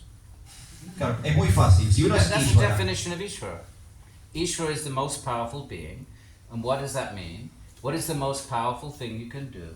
The most powerful thing you can do in our comprehension is create a universe. You're Ishvara. Create a universe. And then we'll do Namaha. And we'll say, and we'll chant your name. entonces es muy fácil de entender que no somos Dios, ¿no? La definición de Ishvara, que es un ser muy poderoso y demuestra su omnipotencia pudiendo crear universos. That's the definition of Ishvara. Esa es la definición de Ishvara, que puede crear Formal universos. definition. Es la definición formal. Entonces, si uno cree que es Dios, entonces adelante, crea un universo. Who thinks they're Ishvara? ¿Quién cree que es Ishvara? ¿Quién cree que es Dios? Yogeshvara, come on, put your hand up. Vamos, levanten la mano. Then we'll do Yogeshvaraya Namaha. Entonces, esto es lo que habla de la tradición del Bhakti. Hay un Dios supremo, ese Dios supremo es distinto a mí. Aparece en el Vaishnavismo, aparece en la tradición del Bhakti, aparece también en Patanjali. Y esto de que no soy Ishvara, no soy el ser supremo, no soy el controlador supremo. Creer que soy el ser supremo, el controlador supremo, el creador supremo es ilusión, ¿sí? Es una mentira. En el Bhakti, el objetivo no es una experiencia del ser, ¿no? Vieron que recién hablábamos del yoga, el objetivo del yoga era esta introspección y descubrir el ser, descubrir la persona interior. En el Bhakti, el objetivo no es esa no es la meta. En el Bhakti, el objetivo es conectar con la gran alma, con esa super alma, con ese fundamento del cosmos, con esa alma universal. Los yogis buscan la bienaventuranza como, digamos, para ellos. Pero acá el Bhakta está buscando otra cosa. Eso de encontrar el ser interior, ¿saben cómo se dice en el mundo del Bhakti? ¿Qué es en el mundo del Bhakti? Es el infierno. Encontrar esa luz interior es como un infierno, porque eso es No encontrare, but to remain there for all eternity. permanecer para siempre en esa luz It's interna. fine to pick it up along the way. Sorry. Está bien encontrarla, está mal permanecer en ese estado de luz interna, ¿sí? Uno pierde la conexión. Because I mean, Shuka had experienced it, Vyasa experienced it, Bharat experienced it, all the great. Todos los grandes yogis. They all experienced their Atman, but they just didn't. They were interested in Vishnu. Todos los grandes yogis en la literatura del yoga, ellos tienen una experiencia de este Atman, de este ser interior, pero su objetivo era Vishnu, era Dios, ¿sí? Entonces no se quedan ahí. ¿Por qué se pierde la conexión? Porque el Bhakta, el que practica Bhakti, tiene como objetivo una expresión de amor hacia Bhagavan, hacia Dios. Y él daba el ejemplo de alguien que ama a otra persona, se siente mal cuando está separada de esa persona. Entonces daba el ejemplo de un padre con su hijo. Si el padre y el hijo están separados, se sienten mal. Bueno, acá este es el mismo caso, ¿no? Si el buscador se queda en una instancia que lo aleja de Dios, entonces no está en su plena felicidad. Y otra vez volvíamos a esto de que ¿por qué ahora el dualismo no está de moda? ¿Por qué es cool? ¿Por qué está de moda? ¿Por qué hay tendencia? In Spanish? ¿Por qué está de moda? ¿Por qué es tendencia el monismo? ¿No? Que a partir de la década del 60 ahora parece que esto de la distinción, de la diferencia, no está tan bien visto. Le gustaría saber, hacer una indagación de por qué ahora esto es así. Okay, just by coincidence, I have to review articles for journals. Just complete coincidence. I have to write a review, and this is Ishvara in Patanjali Yoga Sutra. Dualistic, no question. Ishvara is not Purusha. Is a Purusha Vishesha. This whole article is saying, where does this idea come from that Ishvara is some archetypal yogi or paradigmatic yogi? No, Ishvara is an eternal, distinct Purusha God. Academic article, just about, it will be published in 2 months. Ahí mostraba un artículo que justamente él trata este tema, la idea de que de dónde salen estas ideas nuevas. Ahí mostraba que, por ejemplo, en Patanjali hay un dualismo, hay una distinción. Ishvara es un ser superior distinto al ser o a la persona. No es un arquetipo, no es un paradigma, es otro ser. Es el ser superior distinto a nosotros como individuos. Let's read the Gita on this topic, okay? Vamos a leer el Gita sobre And este I'll tema. do just one line at a time. Okay. Okay. What verse? You want me to We're read? going to read 15, 16. Very important. Okay. For establishing that Bhagavan, Ishvara is distinct. Okay. Sanskrit. Dvau imau purushe loke. Loke. In this world, dvau imau purusha. There's two kinds of purushas, loke, in this world. Two types of purushas. Line by line? Vamos, línea por línea, okay. He's not used to this. No, me sorprendió. Me sorprendió la brevedad. Yeah, Amalia had this a couple of days ago. Vamos a leer del Bhagavad Gita. En el Bhagavad Gita hay un verso que habla sobre esta distinción, esta diferencia. Es el 15-16, es el capítulo 15, texto 16. El primer verso. Dvau imau purushau loke. Loke significa mundo. ¿Sí? Okay?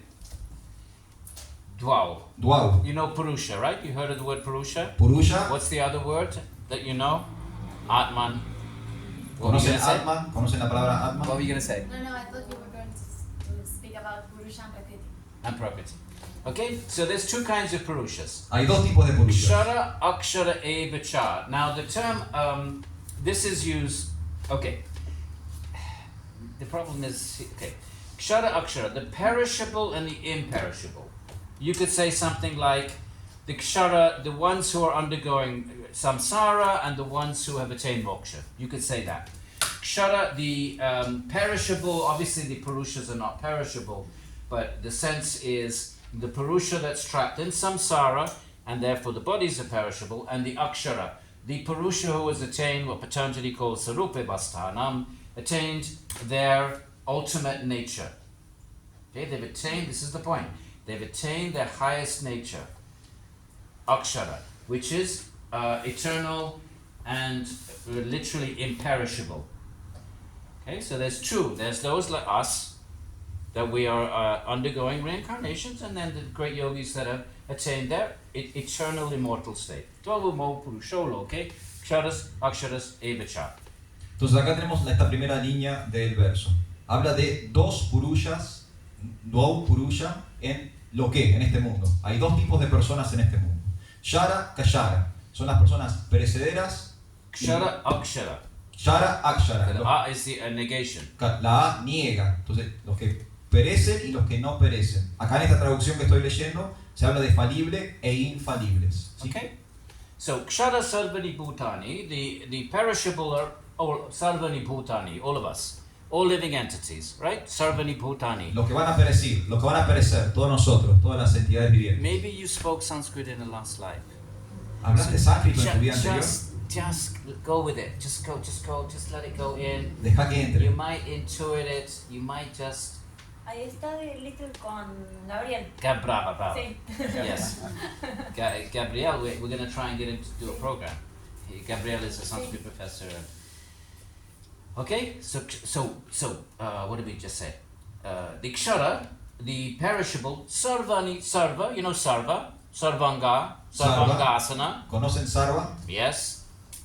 Sarvangasana. You don't do yoga? ¿No hacen yoga? Who are the yoginis here? ¿Quiénes son los yoginis? Oh, gyanis and bhaktas. Son todos gyanis, bhaktas. Okay. So, anyway. There are yoginis here. All right. Okay. You're going to have a yoga shala here. Yes. Okay. The Sarvanga, you have to learn Lots the of names. Sarvanga. Yeah. Okay. The Kshara, so all of the perishable are Sarvani Bhutani, all living entities. Kutasto, which it means situated on the top, and in chapter 2 it means the one who has realized the Atman. Alright? So the Akshara is the one who has realized the Atman, and the Kshara is the regular folks who have not. Okay, so two kinds of Purushas. I mean, really, the Purushas are the same, but there is living entities who have realized Kutasto, reached the grand finale. Patanjali calls it Nirbija, Asampragnata, he calls it Swarupe Vastanam, different ways of referring to it. They have attained the ultimate goal of jnana, and they've realized their own essences, and then there's the rest of us. Two types of Purushas. That's the important point in that verse. Entonces, el punto importante de este verso, el 15-16 del Bhagavad Gita, es que establece que hay dos tipos de Purusha, dos tipos de personas. Los que han tenido esa experiencia del Atma y los que no han tenido esa experiencia del Atma. Y uno está por encima del otro, ¿sí? Uno alcanzó la meta. La mayoría, Sarvani, Bhutani, la mayoría son los perecederos, los falibles. Mientras que hay un grupo de personas que sí tienen esa experiencia, han alcanzado esa experiencia del ser, ¿sí? Son los imperecederos, o como dice acá la traducción, los infalibles. So where are we going with this? Uttamam Purushas Tvanyaha. There's another one, a third one. Okay, so there is you and I reincarnating. There's the one who has attained Sarupa Vastanam Nirbija, and there's another one. What does it mean? It means the second one is not Ishvara. There is a third one. Uttamam Purushas Tvanyaha. Paramatmeti Udahritaha is known as the Paramatma. Paramatmeti Udahritaha. Yo Lokatrayama Visha, who pervades the whole universe. I don't pervade the whole universe. Bibharti Avyaya Ishvaraha, and that's Ishvaraha, pervades the universe, sustains the universe. Okay? And now look at 18. Entonces acá hay una clara distinción de que hay un tercero, ¿sí? Hay una tercera persona. Estoy yo, está el otro, pero hay un ser superior, hay una tercera persona que no está reencarnando, que no está teniendo experiencias en este mundo, que está en otro estado, en otro lugar. Ese es el Uttam Purusha, ¿sí? Es el ser supremo, es el Param Atma, es la gran alma, ¿sí? Es el controlador del universo, es el sostén del universo, que claramente es una persona distinta a mí y distinta a las otras personas con las cuales yo interactúo. The point is that Ishvara is distinct from the person who has experienced the Atman. If you want to say, when I experience my Atma, I realize I am Ishvara. Okay, there are traditions that say like this. That's not what the Gita says. That's all. There are traditions that say, when you realize your Atman, that's it. You are now the ultimate truth. There is nothing higher than you. There is nothing beyond you. There is no God over and above you. You are that highest truth. You are that Bhagavan. That's not what the Gita is saying.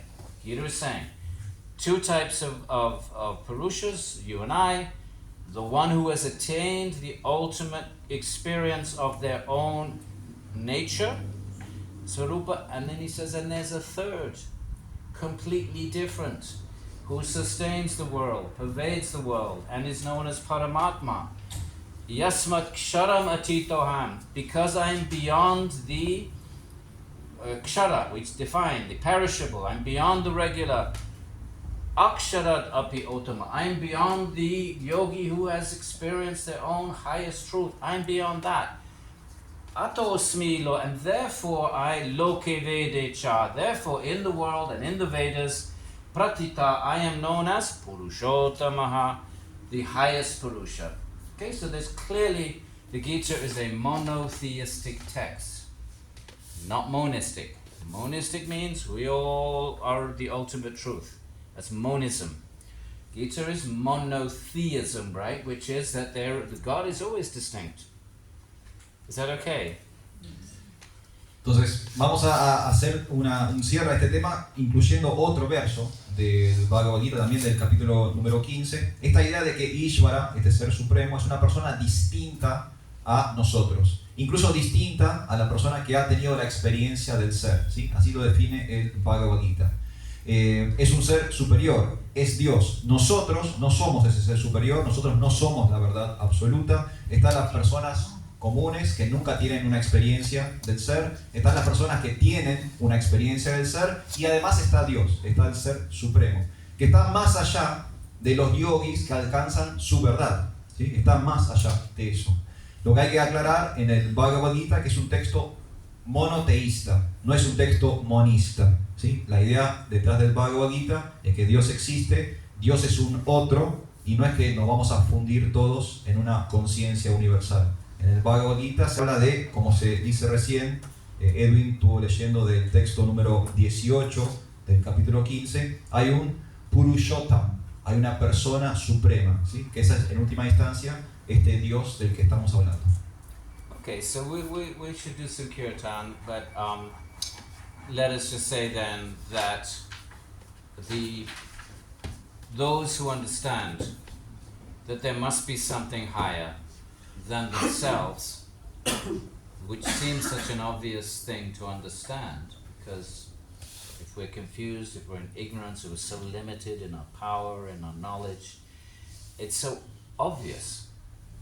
If you want to say, well, really I'm Ishvara, but I'm covered in Maya, I'm covered in Avidya, but when I become free, then I realize I will be Ishvara, then you have to answer the question, well, how did you get covered in Maya, Mr. or Mrs. Ishvara?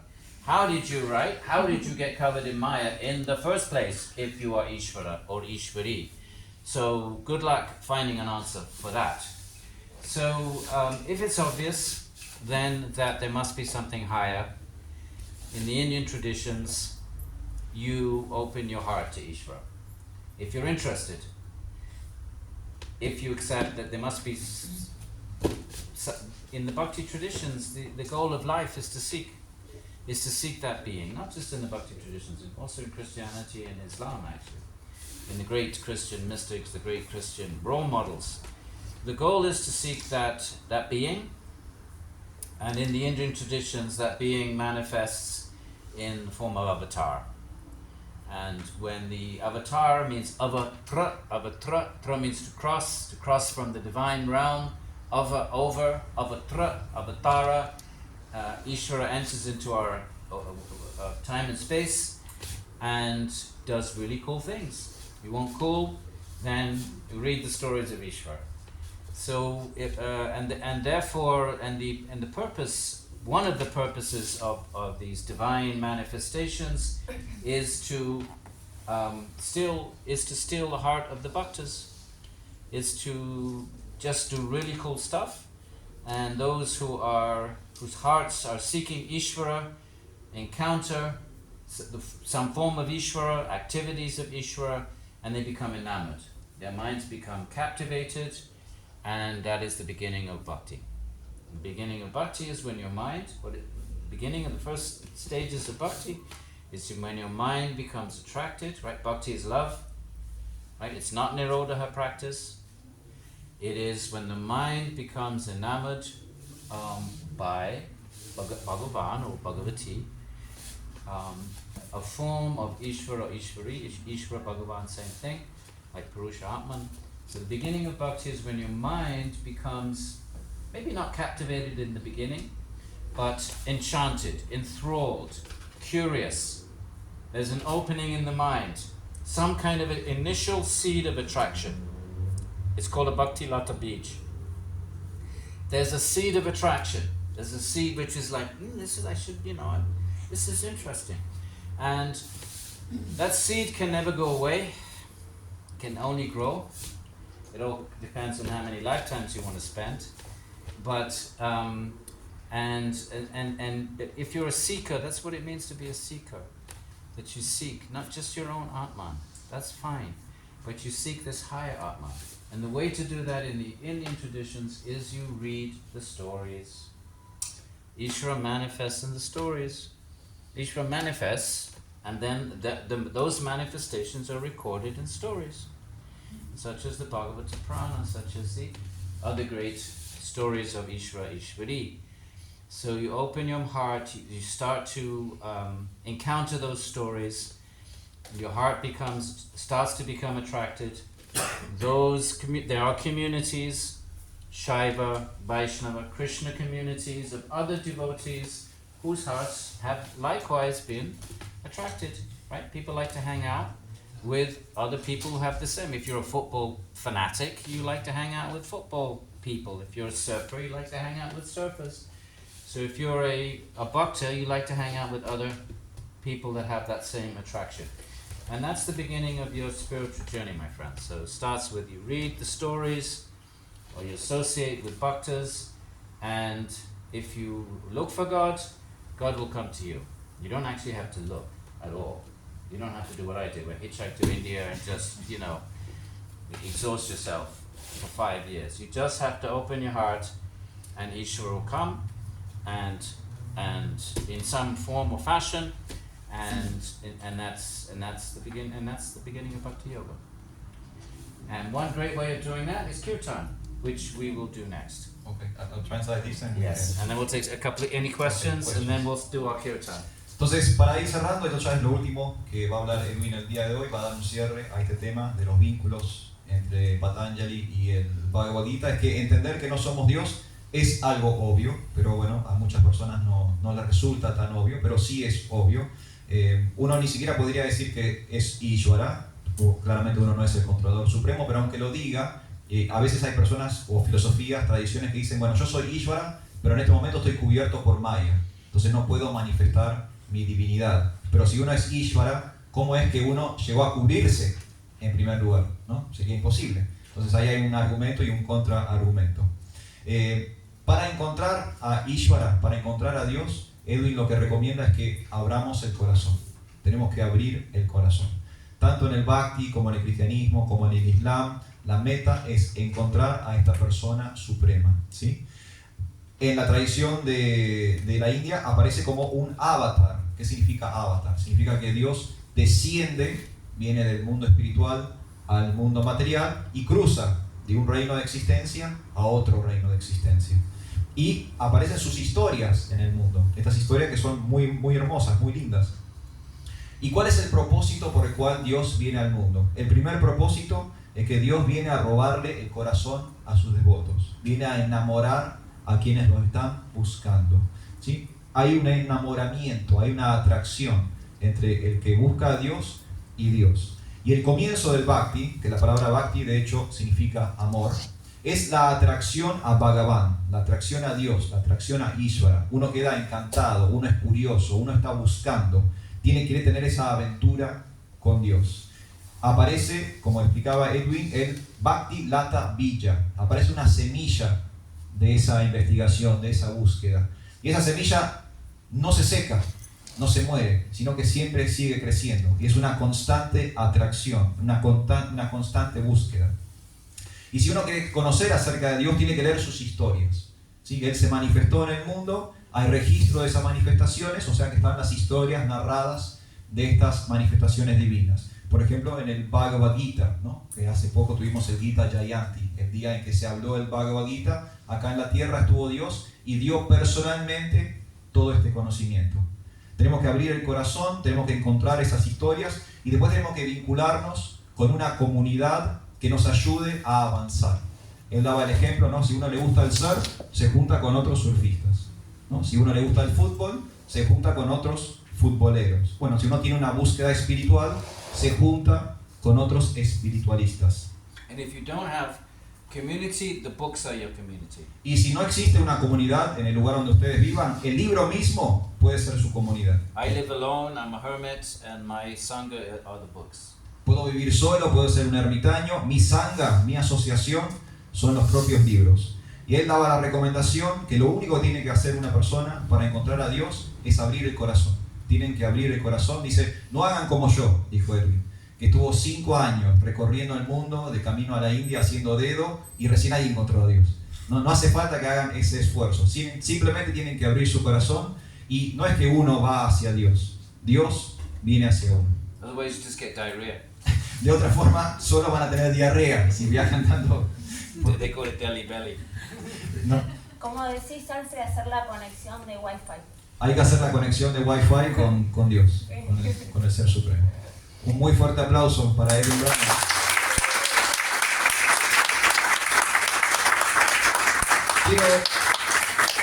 Quiero contarles cómo vamos a seguir esta tarde-noche. Va a haber dos actividades más. Ahora en un ratito vamos a hacer kirtan, ¿sí? Vamos a hacer una meditación guiada con mantras y después de ese kirtan vamos a distribuir un refrigerio vegetariano. ¿Sí? Se pueden quedar hasta el final, por supuesto. Ahí tenemos una pequeña feria con libros. En esos libros están las historias de Dios, según la tradición del Bhakti. Si están interesados, los pueden adquirir aquí mismo. Do you have the Krishna book? We don't have Krishna book at this Is moment. it available in Spanish? Yes. Do you have any children's books Yes, we have a children's book in Spanish? printed in Mar del Plata by our community. And we have to Yeah. take it. Edwin pregunta si tenemos un libro infantil sobre las historias de Krishna. Tenemos un libro editado por nosotros mismos, por nuestro proyecto cultural Hare Krishna Mar del Plata. CC and I were thinking of doing something.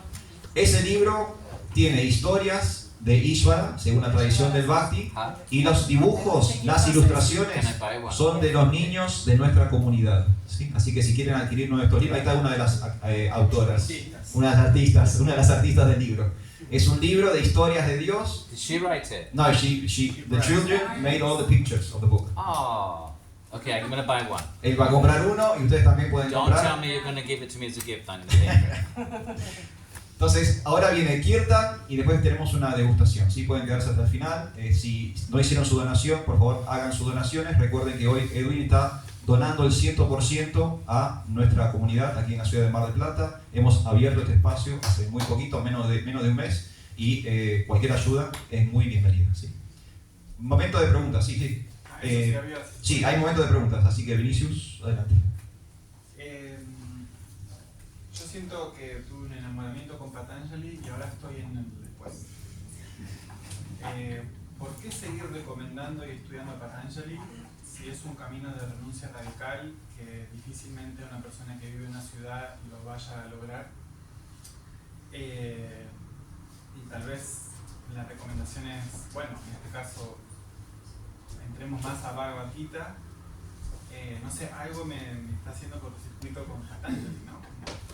The way I Más que think, el intelectual. yeah, the way I think about it is Patanjali is what I do at 6 o'clock in the morning.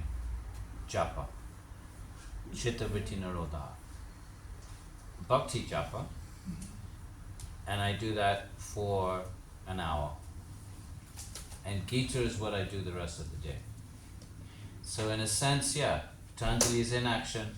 Gita is all about action. It accepts Patanjali. If you read chapter 5, chapter 6, it's all Chitta Vritti Nirodha, same language, same words from Patanjali, Abhyasa, Vairagya, same vocabulary. So it's a good question. Why? Yes, we should be reading Bhagavad Gita. Why are we reading Yoga Sutra? Because it's got, we said before, it has 3 verses on asana. So all the teachers that are pushing asana, asana, asana, they have to have a support, a peg. So the Yoga Sutras is a better peg than the Gita. That's the reason. So, but that's okay. It's here to stay. It's a wonderful text. I spent 5 years translating it, and it really enriched my understanding of psychology, samskaras, and it really fortified my bhakti japa practice. So your point is good, that really what we really are should be, well, those of us who are devotees, we're doing the path of action, but at least an hour a day is your Patanjali hour, and that's before the sun rises. Mind is fixed. Do you think I got his question? Sí, es perfecto. Es una muy buena pregunta la que hace Vinicius. Él dice, la forma en que yo lo veo es la siguiente. Yo hago Patanjali a las 6 de la mañana, ¿no? Control de la mente a través del japa, de la oración o la meditación en un rosario. Dovrebbe essere 5 però. Lo mejor es a las 5, pero bueno. A las 6. Kali Yuga. Y el resto del día, Bhagavad Gita. Entonces hago Patanjali a la mañana temprano, con mi meditación en rosario, y hago Bhagavad Gita durante el resto del día. Patanjali es todo sobre la inacción. el Bhagavad Gita es todo sobre la acción. Pero de hecho se cruza. Si uno va al 6º capítulo del Bhagavad Gita, la terminología que se usa en el Bhagavad Gita es la misma terminología. Perché era una che se- terminologia comune. Hay una terminologia. Tutti i moksha tradizioni, anche il buddismo. Abhyasa, Vairagya, questi termini sono comuni.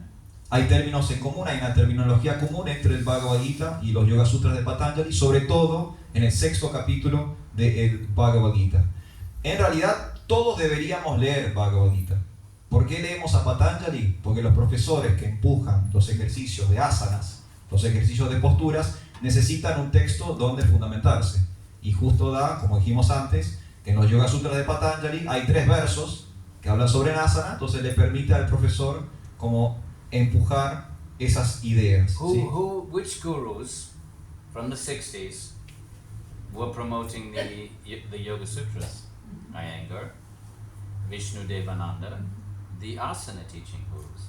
Yoga Sutra came with the asana teaching gurus, not with Muktananda, not with Bhaktivedanta Swami. So therefore, pardon? Vivekananda, ¿no? Vivekananda, not so much. He wrote, the 4 books, right? Yeah, including Jnana Yoga, but they weren't doing asanas. He was a Gita man. Vivekananda was a Bhagavad Gita man. So the Yoga Sutras came over with the big asana teaching gurus. Understandably, and that's good. I'm so happy. Sí, él dice que está bien. It's not but I mean, history is history. There are social reasons for things. Él dice que está bien y está contento, está feliz que sea así, pero si uno estudia la historia, uno se da cuenta que en la década del 60, esta literatura de asanas llega con los gurus que vienen a enseñar las posturas a Occidente. No vienen con otras personas, como por ejemplo Bhaktivedanta Swami, no vienen con Vivekananda. Ellos no hacían esas prácticas, no trajeron esa literatura. Él comentaba que estuvo 5 años traduciendo los Yoga Sutras de Patanjali y que fue muy bueno para él. Le dio un profundo entendimiento de la psicología y le ayudó incluso a profundizar en su práctica del Bhakti. Entonces no es que está mal ese texto. It helped me understand what bhakti is. Le ayudó a entender qué significa Bhakti. Because bhakti is samskara. Bhakti tiene que ver con samskaras. Everything is samskara. Everything is in the mind. Todo está en la All yoga mente. is in the mind. And the mind is nothing other than an ashaya of samskara. So when you're doing bhakti, what are you doing? You're thinking of Krishna. What does that mean? Either you're thinking of the mantra, or you're thinking of your deity, samskara, or you're thinking of the stories you've read, samskara. It's all samskara. So whether you're doing jnana yoga and you're samskara, I'm Atma, the world is unreal, everything, samskara, all samskara, or all yoga, and the only exception is Patanjali, Chitta Vritti Nirodha, still all samskaras. But any other yogic path is a path of samskara. So you get to choose. And what is non-yoga? It's boga. What is boga? Samskara. Samskara. Let me go have an ice cream. Why do I want to have an ice cream? Because I have a memory of an ice cream. I have a samskara of an ice cream. So ultimately, my friend, Krishna says, your mind is your friend or your enemy. Patanjali says the mind is klishta or aklishta, same thing. So it's all in the mind. It's all in the mind. We only have this mind. We don't know anything else. So we get to use our mind. We get to make a decision. I don't know how long I will live. I don't know what my ayur is, right? Jati ayur bhoga. I have no idea what my ayur is. But right now, here I am in life. I don't really know what anything else. I get to choose what do I do with my mind. And if you understand suffering, and if you understand things that are not good uses of the mind, such as bhoga, such as trying to satisfy desire in the world out there, if you've understood that, then that mind begins to seek. Well, what is the option? The first verse of the Sankhya Sutra. Because there is suffering, one starts to seek. Why? What else is there? And then what do? Then you start reading the moksha paths. Not forever, my friends. Pick your path, take some time, read Buddhism, read this Advaita, read Shiva, whatever you need to read. But don't spend your whole life doing that, because when you're on your deathbed, then what are you going to do with your mind? You're going to go you're going to be been whizzing around, reading all this stuff, moment of death, too late. You have to fix the mind at death. You cannot fix the mind at death unless you practice fixing it during life. So you need at some point, do your research, do your study, and then pick your path, and that's what you do with your mind. You fix your mind on whatever the ingredients of the path are. Don't take forever. Because that's another kind of lack of tapas. Oh, I'll just read. What's that mean? I don't want to commit. Why don't you want to commit? Because I don't want to do any tapas. Each path requires tapas. There is no yoga without tapas. Means discipline. Any path that is not involving tapas, discipline, bogus. Bogus. In English we say, don't touch it with a 10-foot barge pole. You know the barges? Before the motorway, they had the canals, and they had this pole which was like 3 meters. So they had to pull the barge. So any yoga path that does not have tapas, don't touch it with a 10-foot barge pole. It's false. It's fake. There is no yoga without discipline. So do your reading, come to the center, read, hang out with the devotees, read, and go to other centers. You have to be informed. Inform yourselves what the options are, and then locate your path, and then go deep. So no more jumping around. Entonces, Because básicamente, death is coming, my friends. Death. You have to fix your mind before you die. It's not a joke. It's not a joke. básicamente el yoga es un control de la mente. Entonces acá Edwin decía que la mente es un cuenco, es como si un cuenco donde se reposa o se depositan samskaras, ¿sí? Experiencias, recuerdos. Uno puede tener recuerdos de historias, pues, distintos tipos de memorias, ¿sí? Ahí deposita todo en la mente. Patanjali hablaba de tener estos samskaras, por ejemplo, pero en el Bhagavad Gita la idea es otra, ¿sí? En el Bhagavad Gita se habla que la mente puede ser tanto la amiga de una persona como su enemiga. Entonces hay que empezar a entrenar a la mente, hay que darle una disciplina. Todo está en la mente, pero ¿cómo usar la mente? Ese es el tema, ¿cómo usar nuestra mente? Un planteo que hacía Edwin es empezar a pensar ¿cuánto tiempo viviré? ¿Cuánto me queda para hacer este entrenamiento, para hacer esta búsqueda? ¿Sí? ¿Cuánto me queda para buscar esta disciplina? Es ahora me tengo que hacer cargo de mi mente. Como se dijo antes, sabemos que hay un sufrimiento ahí afuera. Entonces cuando hay sufrimiento, la mente naturalmente busca alternativas. Entonces bueno, el yoga es una de esas alternativas para detener el sufrimiento, para descubrir qué hay más allá. Hay que leer, busquen sus caminos. Pueden ir por el budismo, pueden ir por la filosofía Advaita, pueden leer, pueden buscar, pueden indagar, pero no lo hagan eternamente. Háganlo como un proceso de educación, como parte de una búsqueda, y en un momento tapas. Hagan la austeridad de disciplinarse, de elegir un camino y de profundizar. No hay yoga sin tapas. No existe el yoga sin ningún tipo de esfuerzo o de In disciplina. Patanjali, second chapter, Kriya Yoga. What do? Kriya. First word in the chapter, tapaha. Brahma, the first created being, he's sitting on the lotus. No creation, nobody else, nothing has been created. Just Vishnu is there. And he can't see Vishnu. And Brahma is, not Brahman, Brahma. And the Brahma is the being from the last cycle who has the best karma, becomes Brahma. And he comes to consciousness in the next cycle. And there's no objects of sight, there's no light. He probably doesn't even know, how do you know you have eyes? If you can't see anything, why would you know you had eyes? Can't hear, nothing. Talking about existential crisis. Can you imagine coming to consciousness? Babies are born, right? They come out and then everybody's, oh, and then the mother gives a breast and, there's love and reassurance and imagine none of that. None of that. He's sitting and he's the most intelligent being in the universe. He didn't have a clue. Didn't have any kind of existential compass. He could feel that he was sitting on something. He'd go, let me climb down, see if I can find what is the source of this thing I'm sitting on. Like Nebuchadnezzar in the Old Testament, remember? Tried to build a stairway to heaven. He tries to climb down to Vishnu. You can't climb down to Vishnu, my friends, any more than you can build a stairway to heaven. So at a certain point he comes back up. Tradition says he's the first yogi. Why? Because he understood my mind is useless. I can't figure it out. So then he just goes into a stage of Chitta Vritti Nirodha, and it says he heard the 15th and the 21st letter of the Sanskrit alphabet. That's what it says.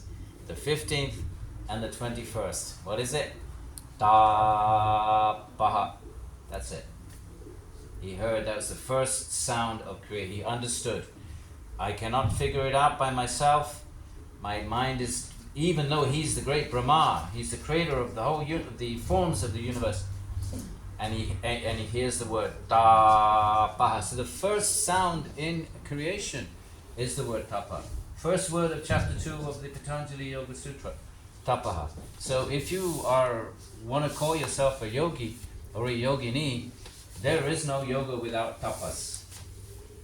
Si uno quiere decirse que es un yogi o una yogini, sepan que no hay yoga sin tapas, sin este esfuerzo, sin esta disciplina, sin esta austeridad. De hecho, por ejemplo, en el capítulo 2 del Bhagavad Gita, cuando se empieza a hablar del Kriya Yoga, De Yoga Sutra. de los Yoga Sutras, perdón, en el capítulo, la primera palabra, en el segundo capítulo de los Yoga Sutras, cuando se empieza a hablar del Kriya Yoga, la primera palabra es In other words, tapa. the second chapter is what you do. What's the first what you do if you want to attain the goal of yoga, and the first word is tapa. El segundo capítulo de Patanjali es qué hacer si uno quiere obtener el objetivo del yoga. Y la primera palabra de ese capítulo es tapa, esta disciplina, este esfuerzo. Y contó la historia del señor Brahma. ¿Sí? En la tradición del Bhakti, en distintas literaturas de los Vedas, se habla sobre el primer ser que es el creador del universo material. Imagínense, este señor Brahma es el primero en aparecer. Crisis existencial plena, porque abre los ojos y no hay nada, no existe nada. Es una experiencia que nadie ha tenido. Él daba el ejemplo de los bebés cuando nacen, ¿no? Está el amor de la familia, el pecho de la madre, o sea, hay como un contexto. En el caso del señor Brahma, él despertó, vino a la conciencia y no había absolutamente nada a su alrededor. Entonces empieza a pensar, es el ser más inteligente, empieza a indagar, no tiene ningún anclaje con la realidad, no hay ningún norte, no hay nada que le diga qué es, dónde está, qué está haciendo, y empieza a meditar. Es el primer yogi, según la tradición de los Vedas. Él empieza a meditar y en su meditación escucha el primer sonido de la creación, que son la letra número 15 y la letra número 21 del alfabeto del sánscrito, y es ta-paha. Austeridad, disciplina, esfuerzo. Eso es lo primero que escucha el primer ser creado. Monchi. Alfred, Aquí quieres una pregunta. cuando más allá de que haya 3 versos que solamente mencionen Yoga Sutras asana, pero uno con la práctica personal, que la práctica de asana es como una gran puerta para, después de un tiempo leyendo, estudiando y practicando, de comprender que asana termina siendo la mente, asana termina siendo la vida, y el asana física termina siendo anecdótica. Es como que por más que haya solo 3 versos que no se le toma como con tanta importancia, pero realmente tiene un carácter de importancia, porque si uno lo toma superficial es como que va a carecer de espíritu, de esencia. Pero también si uno estudia las escrituras y se las toma superficial, también carece de esencia de la misma manera. Asana can make you sattvic. It can transform you sattvic. If you want to attain the final grand finale goal, Svarupa Vastanam, if you use asana to completely, 100% nirodha the mind, you can't change from one asana to another, because if you change from one asana to another, then you have to have a vritti which says, okay, now I'm in whatever, now I'm in one pose, now I go to the set. No vrittis. So if you want to attain the goal of Patanjali through asana, You have to still the mind 100% in the asana, using the asana. If that's not what the intention is, then asana is good to make you sattvic. It's obviously healthy, it's obviously a sattvic, it obviously can make you sattvic and, you know, peaceful and all those things. Those are not the goal of yoga. They may be good, they may be part of yogic culture, they may be part of a healthy, nice sattvic lifestyle, but they're not the goal. Goal is Svarupa Vastanam, 100% still the mind, if you want to take the Patanjali path. So no one's denying that asana is beneficial for the human beings. Of course, it's benevolent, it's a great gift. It's a great gift, right? But what do you want from it? Do you want to just be peaceful, calm, nice, Fine, they make you but you won't be liberated. You die, you come back, you'll be a nice heart, you know, you'll have a nice birth. You'll have a better birth, you'll have a nice family, all that stuff, but you won't be liberated. If you want to be liberated, Chitta Vritti Nirodha, 100%. That's Patanjali. Entonces, bueno, acá lo que dice que las asanas son buenas, ¿sí? Alcanzamos sattva, alcanzamos la bondad, pero esa no es, digamos, la finalidad o la cima del yoga. Si uno va a hacer... We have to do kirtan.